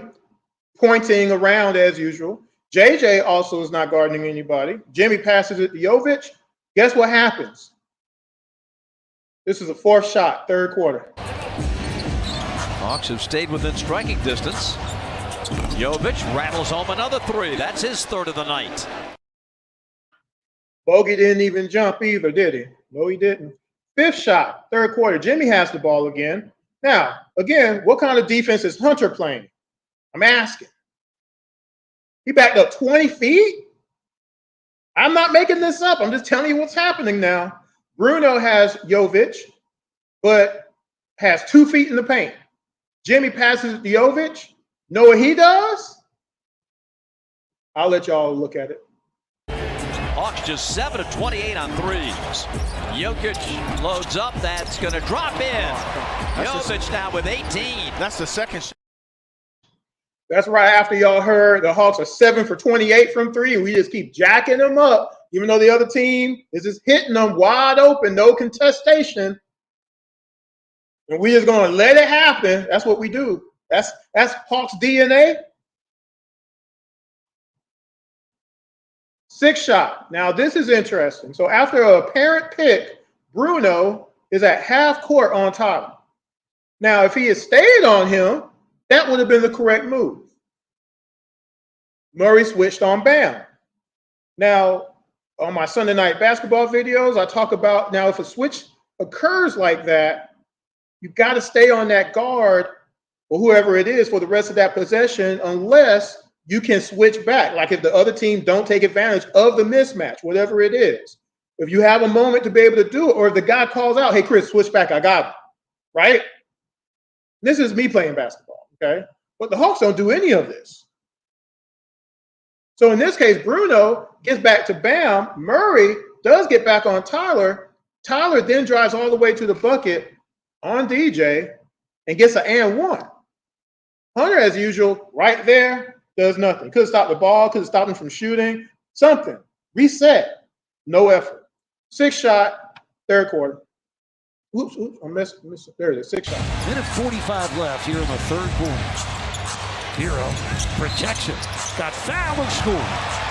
Well, he got fouled and he finished it anyway. Got fouled and finished it anyway. Seventh shot, third quarter. This is the last shot of the third quarter for the Heat. This is where we find out that JJ ain't coming back. So that right there tells you game has changed right there. JJ is not available. JJ only missed one shot in that game on his end. Okay. And remember also, Clint had 6 points in this whole game. Vitt didn't have any. Bogey had 11. He had a bad shooting night, really bad shooting night. So did DJ. DJ didn't have a good shooting night either. So Bam has the ball. Bob just told y'all they were 7 for 28 at that point from three, right? So Bam has the ball. Bam passes it to Tyler. Now, for some reason, Hunter drops back like 10 feet. And instead of just going around Bruno to stay with his man, he creates the pick for himself. Bam crashes to the bucket. Would have been an easy shot, but by then, Garrison and DJ aren't playing anybody. They're standing in the paint as well. Garrison is guarding empty space. His man is wide open. Tyler passes it to Highsmith. Highsmith passes it to Jaquez. You know what Jaquez does? Now, again, over and over and over again, we got wide open shots because people can't stay with their man. And again, Trae is not playing this game. 7-shot, third quarter. Just got an update on Jalen. He will not return to the game tonight. That's a tough blow for the Hawks. Corner three for Jaquez is good. Miami goes up 80-77. Now, I'm going to play this one again. I want y'all to watch all of those key members in that play. Just got an update on Jalen. He will not return to the game tonight. That's a tough blow for the Hawks. Corner three for Jaquez is good. Miami goes up 80-77. What kind of defense was Garrison Matthews playing right there, folks? Can anybody tell me what that is called? Can't even talk him so mad. That was the last shot of the third quarter. Now at that point, it's 80-80. That's the score. Going into the fourth quarter is 80-80. First shot, fourth quarter. Get to it. There it is. So West has Tyler. Wesley Matthews is in the game. Garrison has Highsmith. Bruno has Bam. Kobe has Wright. Bogey has Jaquez. He passes it to Bam.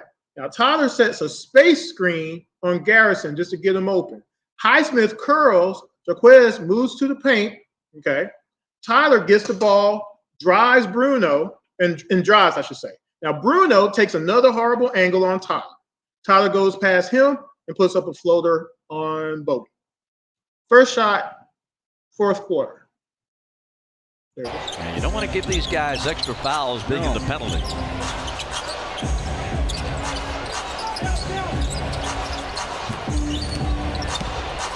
Hero jump stop for 2. He's a wonderful scorer. He's a wonderful scorer. No, we just don't stop nobody. He wouldn't have got that on us. I'm just saying, on my team, no, sorry, can't do it. Second shot, fourth quarter, last quarter. Tyler has the ball. As he's getting ready to hit his second shot in a row, he comes over half court. Bam sets the screen, and for some reason, Bruno doesn't jump out of him as he usually does. And this time, if he had done it, he would at least been correct. But instead, he just kind of, you'll see it. Second shot, fourth quarter. Right over Adebayo. Tyler again drills another one. 26 for Tyler Hero. Bruno just let him hit that. Third shot, last quarter. I just don't understand, guys. I just don't understand. And again, you got comments, questions, thoughts. Comment section is open on the YouTube channel. IMTM Worldwide Radio is the YouTube channel. Make sure you subscribe. Around the ATL is the show. All right. And I'll go ahead and do this real quick since I'm thinking about it. You can follow on Facebook or Instagram. You can also follow me on Twitter. I do suggest you do that at least because I'm always on Twitter one way or the other. Intellect ATL is mine. Jordan 23 ATL is my co-host, Jordan Jackson, and the IMTM Radio is the main page for the show. Thank you. So back to which shot were we on? Okay, so again, I'm not understanding what's going on. This is the third shot, fourth quarter. There we are. So Bam is bringing the ball up. Bruno has him. Wes is looking around like, who I got? Garrison. Who is he guarding again? Okay. Tyler goes to get the ball. Kobe is on him. There is no screen, but Bruno goes with Tyler. Kobe goes with Tyler too. Who's Bogey guarding? He's pointing again. Tyler drives. 5 Hawks are looking at Tyler now. 3 of them are in the paint. Tyler jumps and passes to a wide open Highsmith who does what? You'll see. Trae isn't playing, by the way. Just a nice reminder there, everybody. Trae didn't play this game. Third shot, fourth quarter. You get comfortable, and now you're in a situation where you're a major contributor. Hero ran out of runway, but does find Highsmith, and he hits a 3. I'm going to play this again, but I want you to watch Bogey start to come up and then stop and then look away from the person who's shooting and tell me what he was doing here. You get comfortable, and now you're in a situation where you're a major contributor. Hero ran out of runway, but does find Highsmith, and he hits a 3.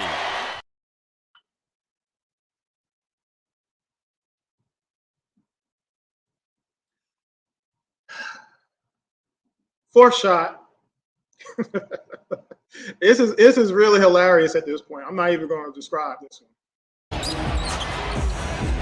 Mid-floor, and Tyler Hero pulls on Buffkin and connects again.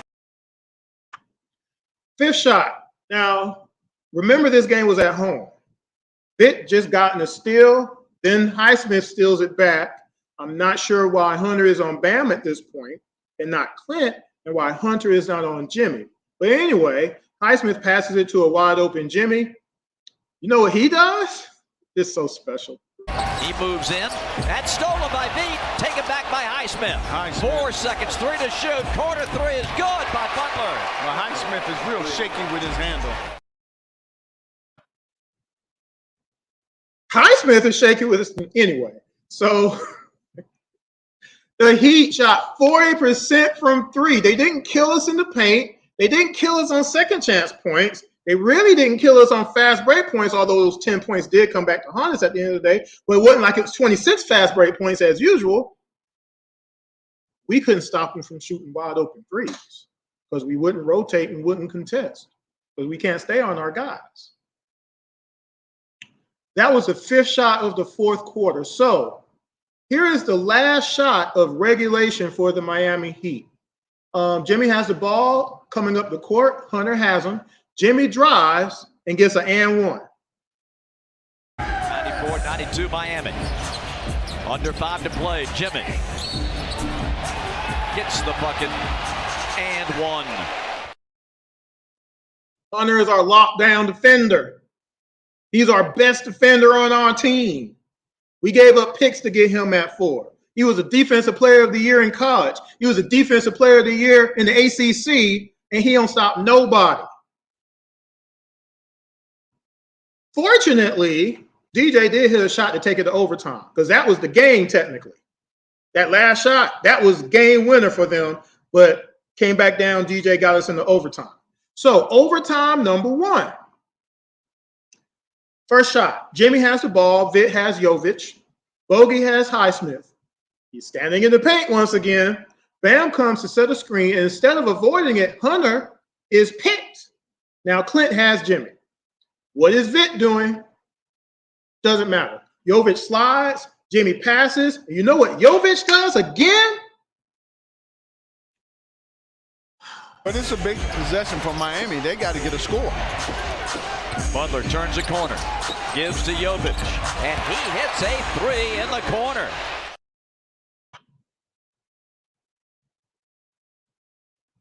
Second shot, overtime for the Miami Heat. Jovic brings the ball up on Vit. Murray has Tyler. Clint has Bam. Hunter has Jimmy. Who does Bogey have again? Jovic drives and passes to a wide open Highsmith. You know what he does? Maddening. Jovic kicks. Highsmith from the wing. Ties the game with a 3. Oh, my. Dominique. Oh, my. All you got to do is stay with your doggone man, and half of this stuff wouldn't happen. If all the Hawks did was stay with their man through a possession, the Hawks would be a 50-win team. But we can't do it. We can't switch. We can't rotate. We can't fight through a screen. We can't block out. Can't get back on defense. We can't do any of it. We don't know how to play zone defense for that matter. We can't do it. It's impossible. Oh, by the way, that 3-pointer you just saw, that got it to the second overtime. The Hawks were winning.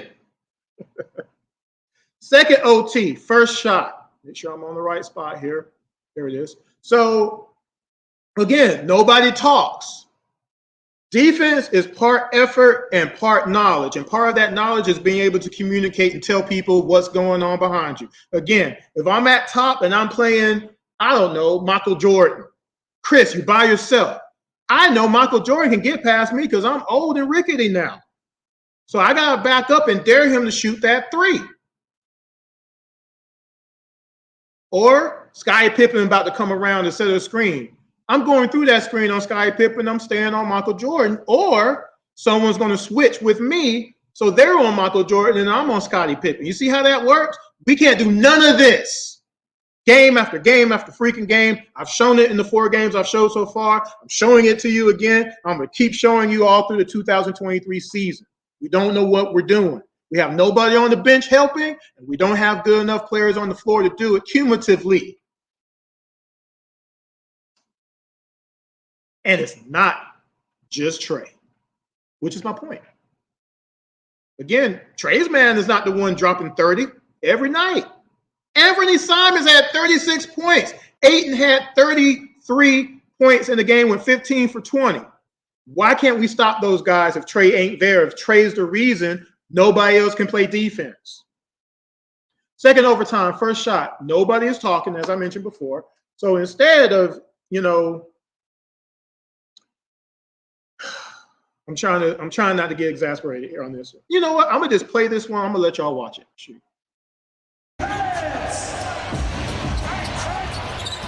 Hero into the lane. His runner puts Miami up 4. Nobody says nothing. Now, I feel DJ could have gotten around that particular screen, but instead, Vitt now has Tyler. Tyler drives on Vitt, hits a contested floater. DJ comes back into the picture, but he still hits the shot. Again, Hunter acts like he's going to jump, changes his mind for some strange reason. Again, I'm not making any of this stuff up. This is actually what's happening in the game. You're watching it for yourself. And again, I believe a lot of people haven't watched one game of the 2023 season. They only go by the box score and what they see on Twitter and what they hear on 92.9 The Game about people complaining about Trae Young. Trae Young missed 28 games, so those 14 losses can't be on Trae because he didn't play. And all these other games that the Hawks lost also are not on Trae alone because of his defense alone. It's because of what y'all been watching right now. Basketball is a 5-on-5 sport. 5-on-5. It's not 1-on-5.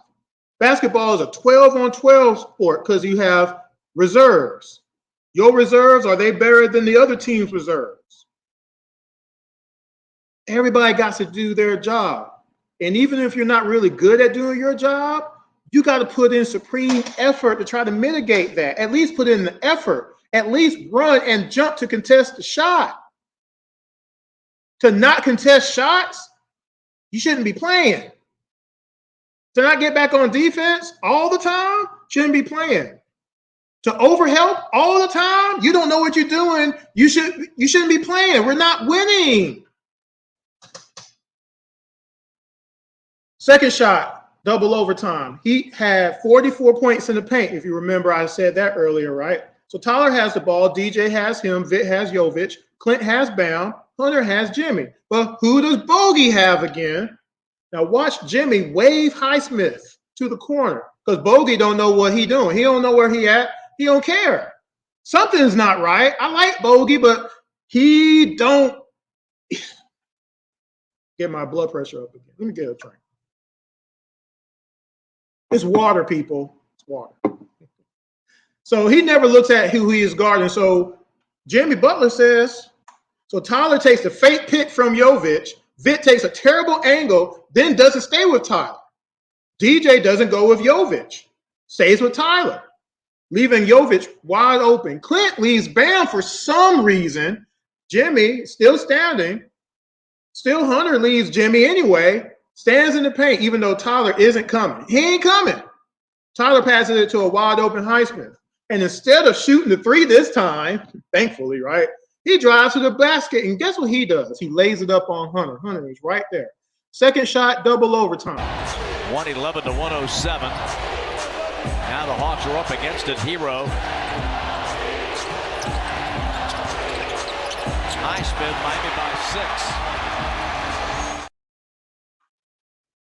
Now, who do you blame for that? Who do you blame for that? You want to watch it again?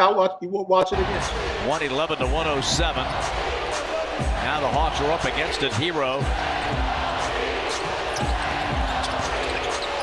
Highsmith, Miami by 6. Are y'all mad yet? Sensed? Disappointed? Something? Third shot. Tyler has the ball. This is third shot in double overtime, by the way. Tyler has the ball, drives. Bam sets a pick. Clint could have just held up and let DJ come through. He doesn't, though, of course. Takes Tyler. Bam crashes, gets the pass from Tyler. Since Clint isn't on Bam, Vitt leaves his man. Gots to do it. Bam passes to Jovic, and Jovic drives all the way to the bucket as Clint stands there. Hunter comes up and can't stop him. So, oh well. Hero jumps it over to Adebayo. Not a Jovic. He will reverse and hit. Oh, he's had a heck of a game. He's had a heck of a game. Now, this last shot, technically, I don't even know who to attribute it to because on the technical side, the game was here. Before I said that, I almost messed up. So the game wasn't over yet. It's still a two-possession game at this point. You foul a couple of times, and you might get lucky. But the Hawks had given up already. He hasn't stopped playing. He's moving the ball up. Okay? So I want y'all to watch this as this is the last shot that the Miami Heat made in the game. Hawks come up empty, and they're going to try to foul Butler here, I believe, or add it by somebody. Nope, they're just going to play it out. Highsmith gets it done. You see how much time was left? See, Bob was thinking that they're going to foul. They didn't do none of that. And Miami Heat thought they were going to foul because the game ain't over yet. The game wasn't over yet. The game wasn't freaking over yet. The game wasn't over yet. Strange things happen when you try, and we didn't even try. Did that look like we were trying? I'll play it again. Hawks come up empty, and they're going to try to foul Butler here, I believe, or add it by somebody. Nope, they're just going to play it out. Highsmith gets it done. The score was 115 to 109. It's a 6-point game. 2 threes. Now, no, Hawks wasn't hitting no threes. But they might have at the end. You still got Bogey out there. Still got DJ out there. What if the Heat can't hit the free throws? They might have missed 3 free. It doesn't matter. The game wasn't over yet. We didn't even try to foul. Nobody on the court said, oh, we got a foul. Nobody on the bench said, we got a foul. That's why I keep saying we don't have enough on our bench. Q is cool, but he don't have enough help over there. We don't have a big man coach. Why? Years of that? Why? And we have nobody preaching defense. We have no defensive concepts. We have no defensive acumen. We have nothing. I've showed y'all that. In 5 games now, I've showed y'all that. We've given up 150 points to the Pacers twice this year, folks. In this particular game, DJ gave up 18 points. Bogey gave up 19 points. JJ 9 points before he left. Clint gave up 10 points. Vitt 7. Garrison 5. Kobe 9. Hunter 14. West 2. Bruno 9. We gave up 18 three-pointers in the game. What's that? We gave up 18 three-pointers in this game. We gave up 18 three-pointers in this single game. Trae Young had nothing to do with that, did it? Nope.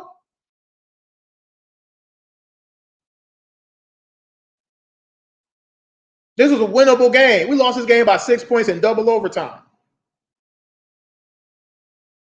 Go watch the other games that I reviewed. It's not even a breakdown. It's just, this is what happened.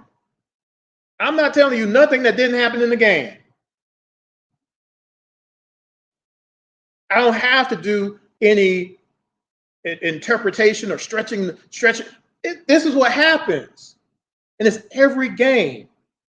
And the unfortunate truth is we don't have enough people that play with any effort. We don't have any stoppers. We don't have nobody with pride on our team to say, I am not letting Anthony Edwards score anymore.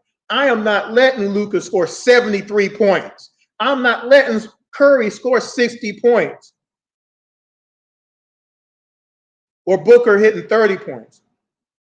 Or Eric Gordon scoring 21. Or Anthony Simons hitting 36. Or Harrison Barnes scoring 32.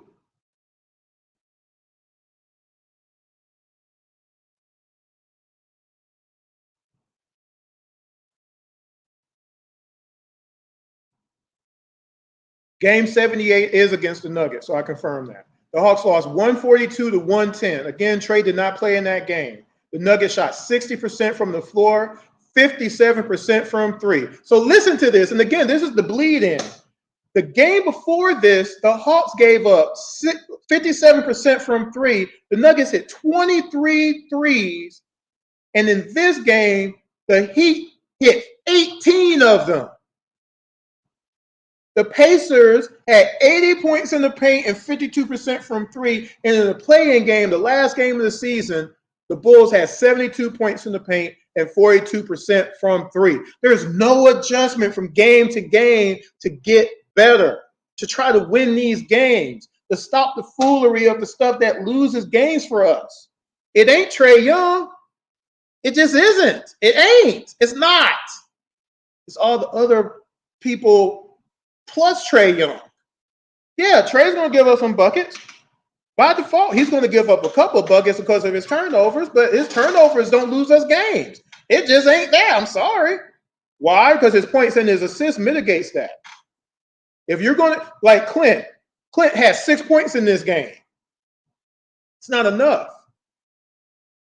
But in that Chicago game, the play-in game, he scored pretty decent.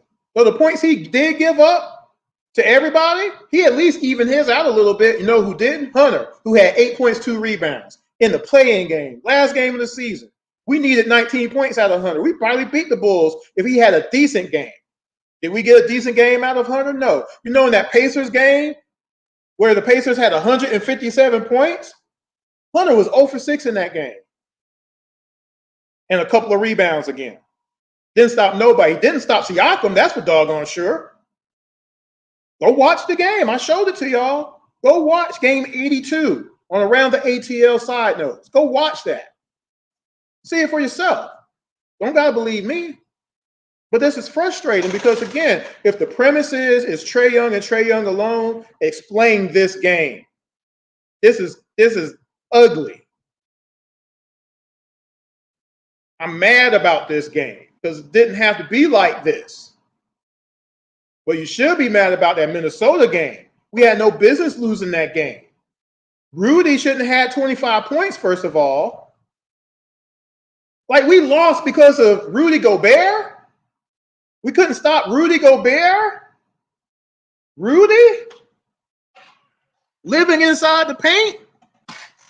Clint couldn't stop him? Nobody could stop him? But we lost because of those last 2 shots. That Charlotte game, we lost because of Grant Williams playing center? And Clinton Bruno couldn't stop him? He had 16 points, 2 of 3 from 3. Brandon Miller balling out of control. We couldn't figure out how to just double team him and not let him score at least 6 points. We lost that game by 1 point. We lost that game by 1 point. Trae didn't play the fourth quarter. Can't blame that game on Trae either. He didn't even play the fourth quarter. We had a 92-77 point lead in the fourth quarter, and we lost the game 115 to 114. We lost by 1 stinking point. It's one of 21 games we lost by 7 points or less. Out of the 5 games I reviewed so far, 3 of them we've lost by 6 points or less. This one by 6, Charlotte by 1, and Minnesota by 3. Those should have been 3 victories. There were 3 losses. We could have had home court in the play-in. Heck, for that matter, we could have been higher than 10th seed. We could have been a 500 team, but again, the Hawks lost 14 games while Trae and Sadiq Bey and Okongwu and Jalen Johnson were all out. We lost 14 games. We didn't go 25-3. We didn't go 20-8. We went 14-14 during that time where Trae and others were out. We're not better than 3 starters and a bench player without them. We're not better without those 4 players. We're not. We're just not. Because if we were, the record would have dictated that. What the problem is, team doesn't play defense. The team, not just one player. It's multiple. Look, let me show y'all something. The game I told you, oh shoot, did I delete them? Oh, they moved. Remember the game I told y'all about, the Pacers? The Pacers scored 150 points on the Hawks twice this season. Let me show y'all some clips from that game. I'm not going to say nothing to these. Nobody's benefited more from playing with Tyrese than Miles Turner. He's been able to put him in position to make plays, catch the ball, giving him confidence. Murray again, too strong off the glass. Capella, and they gain rebound, and Halliburton tiptoes along the end line. Yeah, good to see Bruce Brown out there again. Andrew Nembhard missing his 2nd consecutive game out due to injury. He was in the starting lineup as the Pacers started this win streak. That's a miss by Capella, rebounded by Turner. enough to freeze the defense. Had missed 5 straight games with a right knee bone bruise. Had 15 points the other night against Milwaukee. That's a blocked shot. This is where the psychology comes in. You want to make sure that Toppin gets rewarded for the fact that he played well. Bay misses. Rebound. There's Capella. And he missed it again. And that's Pacers ball. These are two teams that average better than 14 made threes per game. Turner again in the center of the floor. Goes inside against Bay. And a foul. Again, the Pacers had great balance. They had 4 starters in double figures. Jalen Smith was one of those with 11. Halliburton was the only starter not in double figures as Turner starts with a jump shot. This is where the psychology comes in. You want to make sure that Toppin gets rewarded for the fact that he played well. Bay misses. Rebound. There's Capella. And he missed it again. And that's Pacers ball. Trent Forrest is in for Atlanta. Also, Bogdan Bogdanovic. As Turner's jump shot good, Pacers lead by 5. I can't tell you how good that pass is. Capella, that's how he makes his living. But you got to be ready to shoot that. Halliburton gets in, finds Turner, and Turner lays it in. Now, I showed you that because in the 157 game that the Pacers scored on us, Clint didn't play in that game. But he did play in this game, and he stopped nobody. And he also didn't score. He didn't do anything to offset that.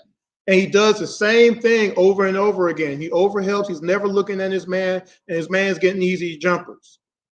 He doesn't contest the three-point shot. He doesn't come up at all. Doesn't come up at all. It's not that he's not capable of doing it. He just doesn't.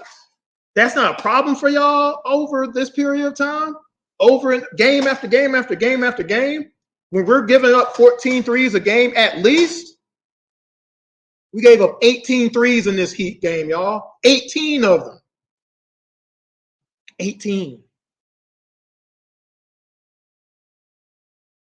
We need better overall on the defensive side of the ball to get some people who know how to play defense. And we need a coach on the bench that also knows how to coach and teach defense. Oh, Chris, they've been playing since they were 5 years old. That don't mean nothing. That don't mean they were doing it right. All those different levels, and now they get to the NBA and they can't do none of these things, where all the other teams that we see do, and their record dictates that. The defensive ratings dictate that. Their ability to rebound the ball on the defensive side dictates that. They block out. They don't give up points in the paint. They don't give up fast break points. They don't give up 50% from 3. The Nuggets, 57% from 3? That's acceptable? They hit 23 of them. My God, how do you win a game like that?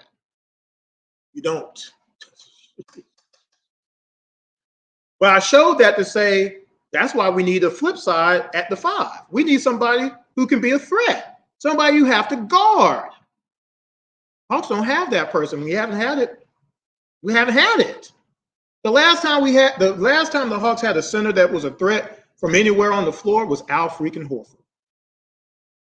Technically, you can say John Collins because he did play center a little bit, but I don't count John. But I can count Al. Last time we had a center at the 5 that could hit a 15-foot jumper, hit a 3 on a consistent basis was Al Horford. How long ago was that? Before him, who was it? Wasn't Mutombo. Wasn't John Concat, was it? No. The Hawks have had 2 centers in their history to average 20 points in the season. One of them was Moses Malone. That was in the 80s. The other one was Bob Pettit. That was for the St. Louis Hawks. Meanwhile, all the other legacy teams have 1, 2, 3, 4 different big men who's doing that. But not the Hawks. And our record dictates that a little bit, doesn't it? And now you got the new breed. You got the Wemby's, and Chets, Sars, Klingon, Edie. We could have got Edie. Why couldn't we get Edie? We could have traded the #1 pick for Holland and Edie, and it would have been all right. We could have got KD. That's why I said we could have got Caruso, this was my initial lineup to say if we had a dream offseason of all time to make up for all the crap that we've dealt with the last couple years, we would have had Trae, Caruso, and what time is it? I gotta get off here. Trae, Caruso, KD, JJ, and Sar. And then we would have had Kobe, Bogey. We would have gotten OG somehow, Kool Moji, and Okongwu. And then we would have signed Drummond and Pat Bev. We keep Seth, we keep Garrison, we keep Vic. That's 3 levels of depth that we have not had ever before. But that didn't really go that well, did it? We didn't get none of those people. And then you gave away DJ for nothing. That was a piece that we could have used. We could have got her. You don't got that. Could get Dort, I guess. Dort is available, maybe, right? Maybe I just posted it somewhere. Kelly Oubre, get him. He plays with intensity. He plays with some. He has some defensive fire. He cares out there. No, he can't shoot no threes, but we don't need that. We don't need people that can shoot threes. We need people who can hit shots and defend shots. We need people to stop us from losing 21 games by 7 points or less. We need people from the 2022 season where we lost 12 plus games after having a 10-point lead or more. We lost 3 games straight, guys, in the 2022 season where we had a 15-point lead or more. It happened.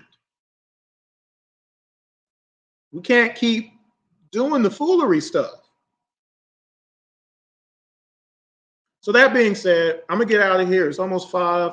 I'm going to decide whether or not I'm going to go play ball tonight. If I do, well, I haven't been doing it, but I'm going to do it from now on. I'm actually going to do the Sunday night basketball video on YouTube from now on. So if I do play tonight, you'll see it probably later on tonight. We'll see if I broadcast, or I'll do it early Monday morning. But yeah, for all the other shows, please do me a favor. First of all, tell some people. If you like what you saw today, I don't know. Nobody made a comment today. I'm kind of surprised on this one. But it doesn't happen all the time. I'm just glad that y'all are there.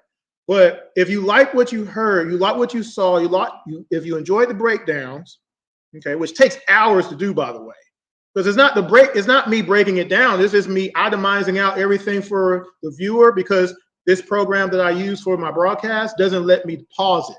Because if I could pause it, then I could just walk it through with y'all. But since I can't, I like doing it like this. But this takes forever to do it like this, literally forever, because I'm going shot for shot, right? But if you enjoyed this and you enjoy the other shows, subscribe to the IMTN Worldwide Radio page after I'm done, okay? Follow me on Instagram or Facebook. Like I mentioned before, I'm put those up there for y'all. IMTN Worldwide Radio on Facebook or Instagram. Pick one, follow. Follow me on Twitter. Interact with me there, Intellect ATL. I do post all my shows there, obviously, as well. I really would appreciate that. You know, just a little support. You know, I'm not asking for a heck of a lot or whatnot. Again, I am coming to Atlanta July 13th. So if you know anybody who needs photos, I'm a photographer. So you can visit imtnworldwideimages.com. You can also follow me on Instagram, IMTN Worldwide Images 1.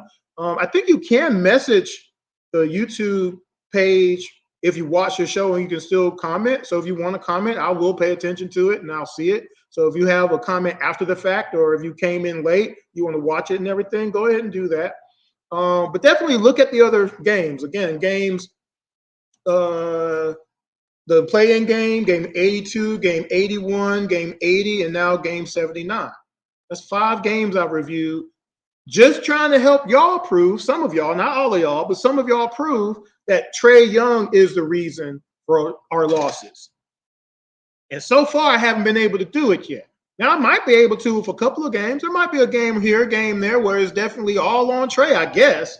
But again, it's a team sport. It can't be all on one person. Because if it is, that means somebody else is being selfish. Somebody else is not playing that hard. Right? Somebody wants all the shots, or somebody wants to do this or do that and everything. And since they can't, they're just going to, is that team ball though? Like when I get picked up, let's say if I get picked up, I'm looking who's on my team. And I'm like, okay, shooter, ball handler, shooter, rebounder, whatever. Let's say if I'm the captain though, and let's say everybody hasn't shown up to the gym yet. There's probably going to be somebody I'm going to have to pick that I necessarily wouldn't want on my team, but we got to play 5-on-5. And I know that they might be weak at something, but you know what? That's not going to matter. I'm not going to try to accentuate their weakness. I'm going to try to figure out what they're really good at and try to use that to my advantage. Are they a shooter? Do they got a lot of energy? Are they big and they can hit people?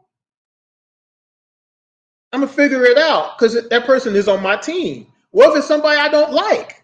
Somebody I don't really like, I don't get along with or whatever, right? And we end up on the same team. Guess what? For that game, you got to try to win. I'm going to set a screen for him. You see what I'm saying? I'm going to pass the ball to him.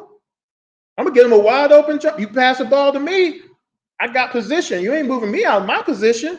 Cut.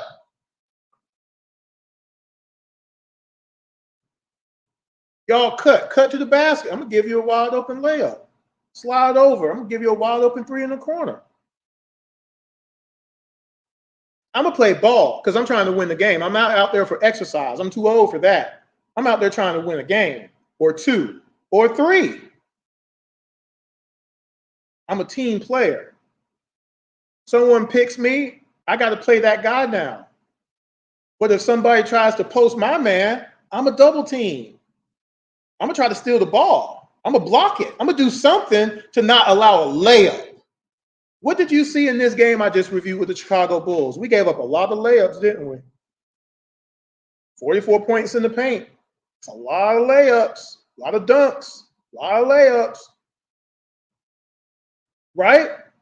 We gave up 18 threes. They shot 40% from 3. They couldn't miss.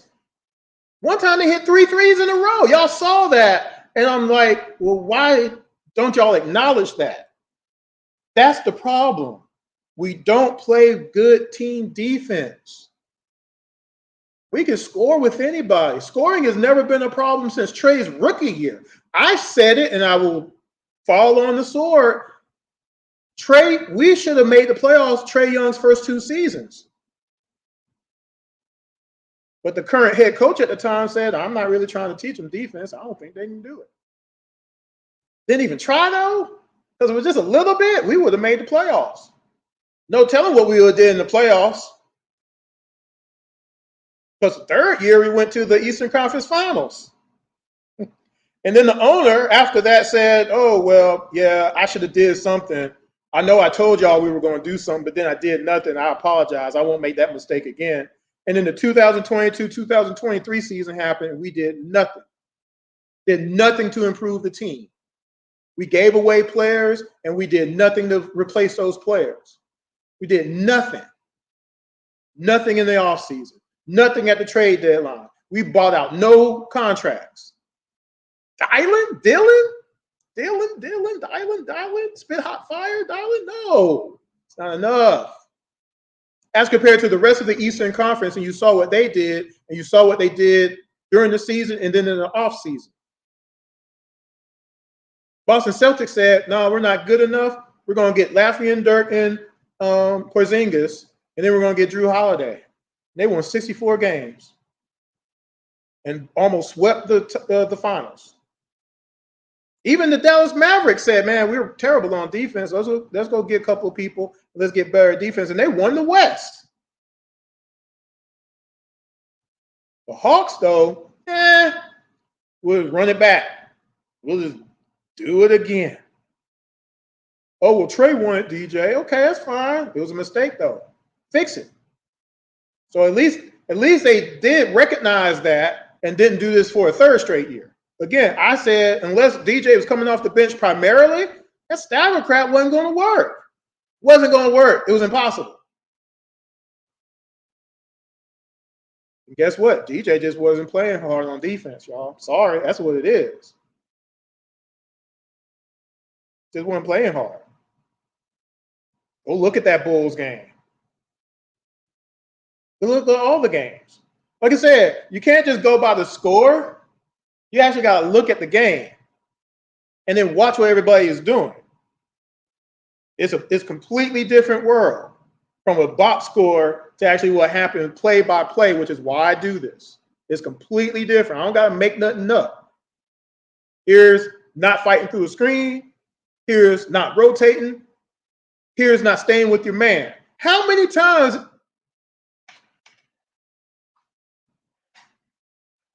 The signal went out again. How many times did we see four players looking at one person?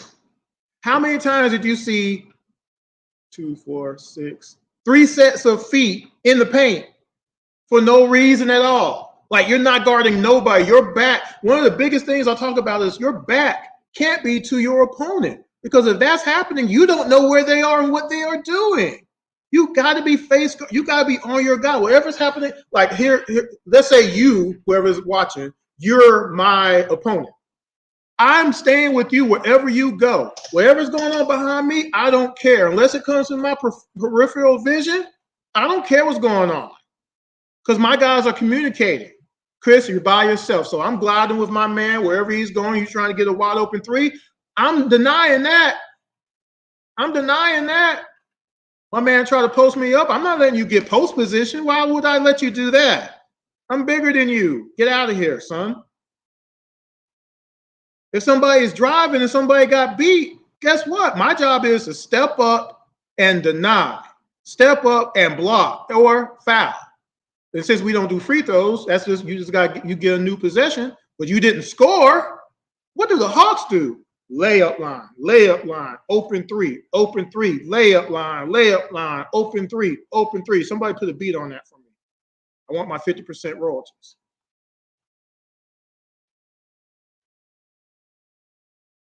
I'm not making this up. I did not make up the Nuggets hitting 23 threes in a basketball game.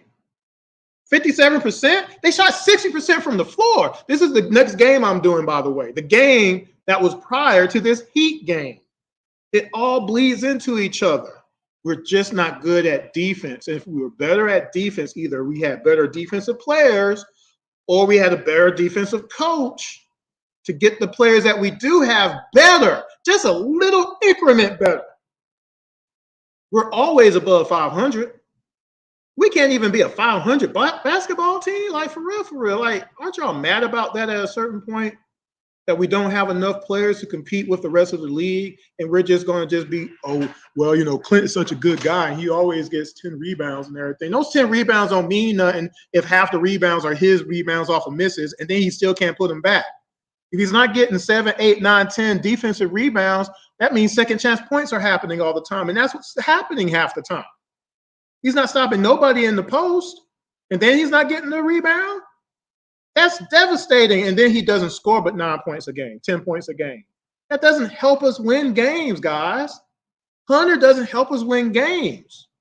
Yeah, if he comes off the bench primarily, he makes our team deeper depending on who we have as a small forward. And since we got ZR, I guess, again, we're putting a lot of hope that he can fill that role. Maybe he's going to be the shooting guard, but you still need somebody in there. Because, again, ZR ain't going to stop nobody right now. No time soon. Okay? So how do you fix that? Again, that's why I said get Kevin Durant. He's an easy 25 points a game. He rebounds his position. He's going to fall into a couple of blocks because he's tall as all get out. That fixes a couple of things right there. You don't lose games by 7 points or less anymore.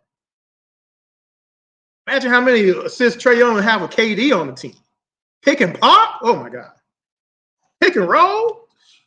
Oh, my goodness. It would be disgusting.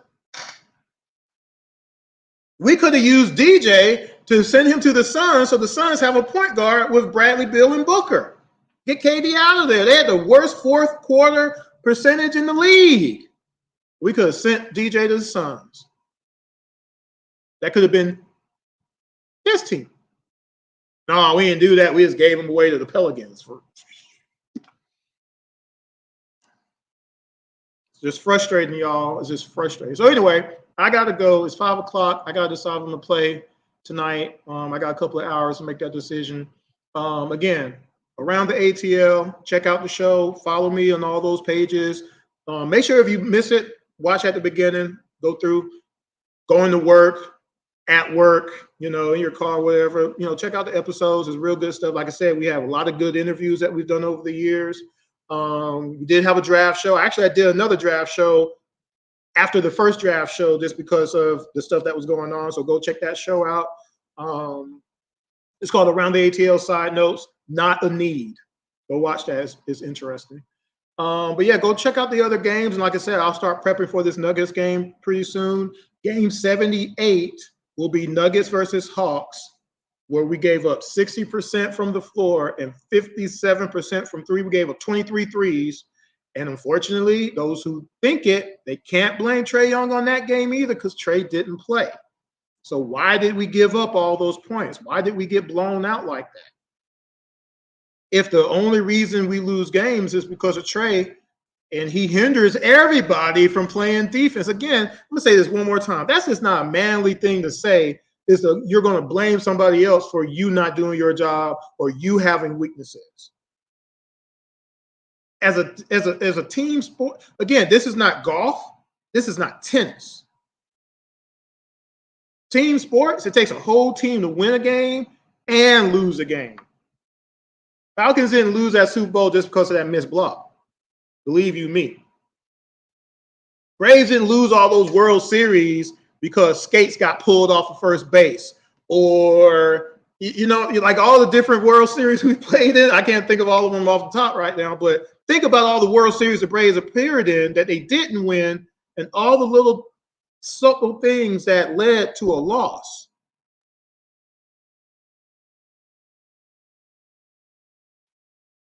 Right?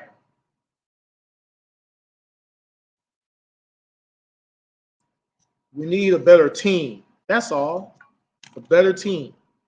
And you don't give up a Hall of Fame player just cause. We've done that once before. We don't need to do it again. We don't need to do it again. And we also don't need to do what Portland did and have somebody languish for a decade for no reason because you just refuse to do anything. Owner of the Hawks, who doesn't want to compete because he doesn't want to spend money, even though he says, I'm a billionaire. I don't care about the luxury tax. I'm going to do what I need to do to compete. And every move that has been made for 6 seasons has been the opposite of that. And our record dictates that. The moves made dictates that. As opposed to all the other teams who said, hey, Knicks, let's do some stuff. Look what the Knicks have done the last 3 years. Cavs. Think about all the teams that are above us and what they have done. The only team that hasn't done less is like the Chicago Bulls. They've done less than we have. They still ended up above us. Ain't that sad? Like, think about that. Magic are above us. Bucks still above us. Like all these teams over the last 6 seasons have done things over a period of time, whether it be trade, draft, free agency, to get better, to compete. The Hawks do the opposite. We do things that make completely no sense. And then Puffy K tries to justify it to us, the season ticket holder who travels 2 hours to get to a game. No, you can't. No, it's not. It shouldn't be acceptable, guys. We got to stop accepting it. Going to State Farm Arena to look good like it's club whatever night and swag surfing and listening to a little Jeezy at halftime, it's not enough, guys. Don't y'all want to see a banner? I'm going to say this one last thing, and then I'm going to get out of here. Hopefully, y'all enjoy it. Let me get ready to do my outro. Everybody who's a Hawks fan, everybody who's an Atlanta Hawks fan, for whatever reason you became one, you knew that the Hawks hadn't won a championship yet. And you also knew there was a chance they never would. And it didn't matter. As long as you saw the team compete and try. Because otherwise, you would have been with another team by now. You would have been a Warriors fan. You would have been a Boston Celtics fan. You would have been a Lakers fan. You would have been a Miami Heat fan. Through the decades, right? Because you got the Jordan years and you got the LeBron years of the Miami Heat, right? Lakers, Showtime Lakers, right? Dominique's Hawks played those Lakers teams pretty good, right? right? Bad boy Pistons, right? Well, all these different eras that we watch all these other teams win championship, the Spurs, Hawks ain't there. The Atlanta Hawks have been around since 1965, and we've only appeared in 2 conference finals. How is that acceptable to any of y'all? In some of the past shows, I go through the draft since 1985. Look at our draft, guys. Is this cool to anybody? Free agent moves. Like, what are we doing? Like, what are we even talking about here? We're not competing. We haven't competed. Not to the best of our ability. The owner is supposed to want to care about winning and does what's necessary to win. Your general manager is supposed to be smart and does wise decisions over a long period of time, not just one season. You're supposed to have a good to great coach. You're supposed to have good to great players, and then you also have to be healthy.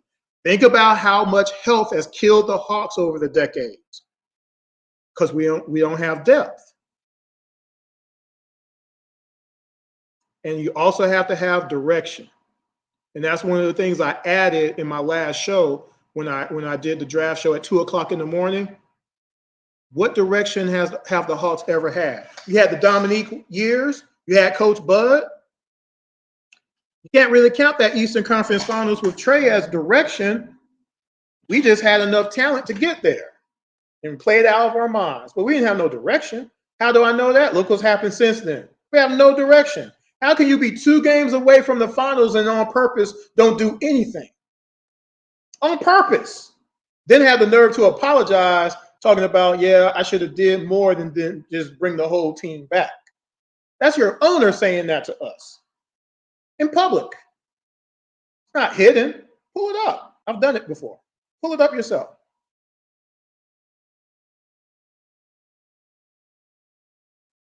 I want to see the Hawks win a championship. I really do. Don't know if it's going to happen, but I want to see it. I want to see us have a chance though for it. We can go 0-82 each season as long as we have a chance to win each game. I'm cool. What I'm not cool is knowing we should be winning more and we're not. Just cause. That's not acceptable to me. You see what I'm saying? That shouldn't be acceptable to any of y'all. If you watch this game that I just showed y'all, y'all should be incensed. Y'all should be mad. Y'all should be wanting to get your tiki torches and walk in the State Farm. Camping out. Like, what are we doing? Why are we spending all this money on season tickets? Why? What are we doing? What's the direction? Where are we going? Are we really going to run it back? Are we really going to run it back? We got the #1 pick, and that's our move. We're going to be better because of that.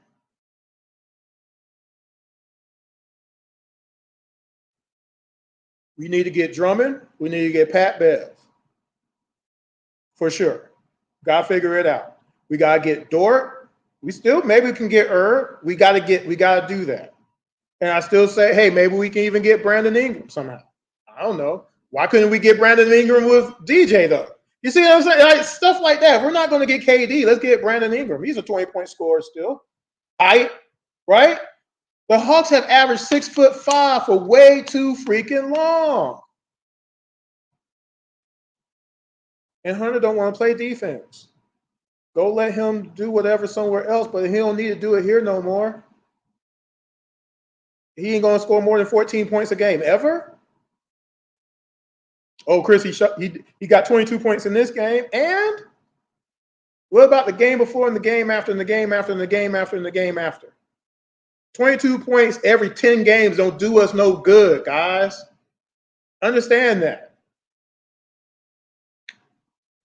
This is Chris on Around the ATL on IMTN Worldwide Radio. Again, hopefully y'all enjoyed. Thanks for all, 58 of y'all who watched this whole show. I really appreciate it. Again, make sure you follow me on Twitter. Intellect ATL is right there. I let that scroll a couple times. My co-host is Jordan23. Make sure you interact with us every now and again. I'm on all the time. I'm always posting cool stuff. But, hit me up.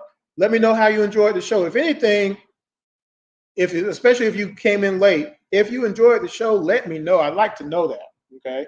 If nobody commented, so I don't know how y'all felt about this particular show. If you had any questions or whatever, maybe again, I was just going through everything and you just wanted to hear it for yourself. But I do want to hear back from you. And again, follow on Instagram or Facebook, either or, IMTN Worldwide Radio. And again, subscribe to the IMTN Worldwide Radio page. I got to go, though, because now I got to figure out if I'm going to play basketball tonight or not. We'll see. But in the meantime, y'all take care. Till next time. Make sure y'all do subscribe because that Nuggets game, it's going to be crazy just as much as this Heat was. But anyway, y'all take care. Have a nice rest of the Sunday. And if I don't see anybody again per next week, y'all try to stay safe out there. Peace.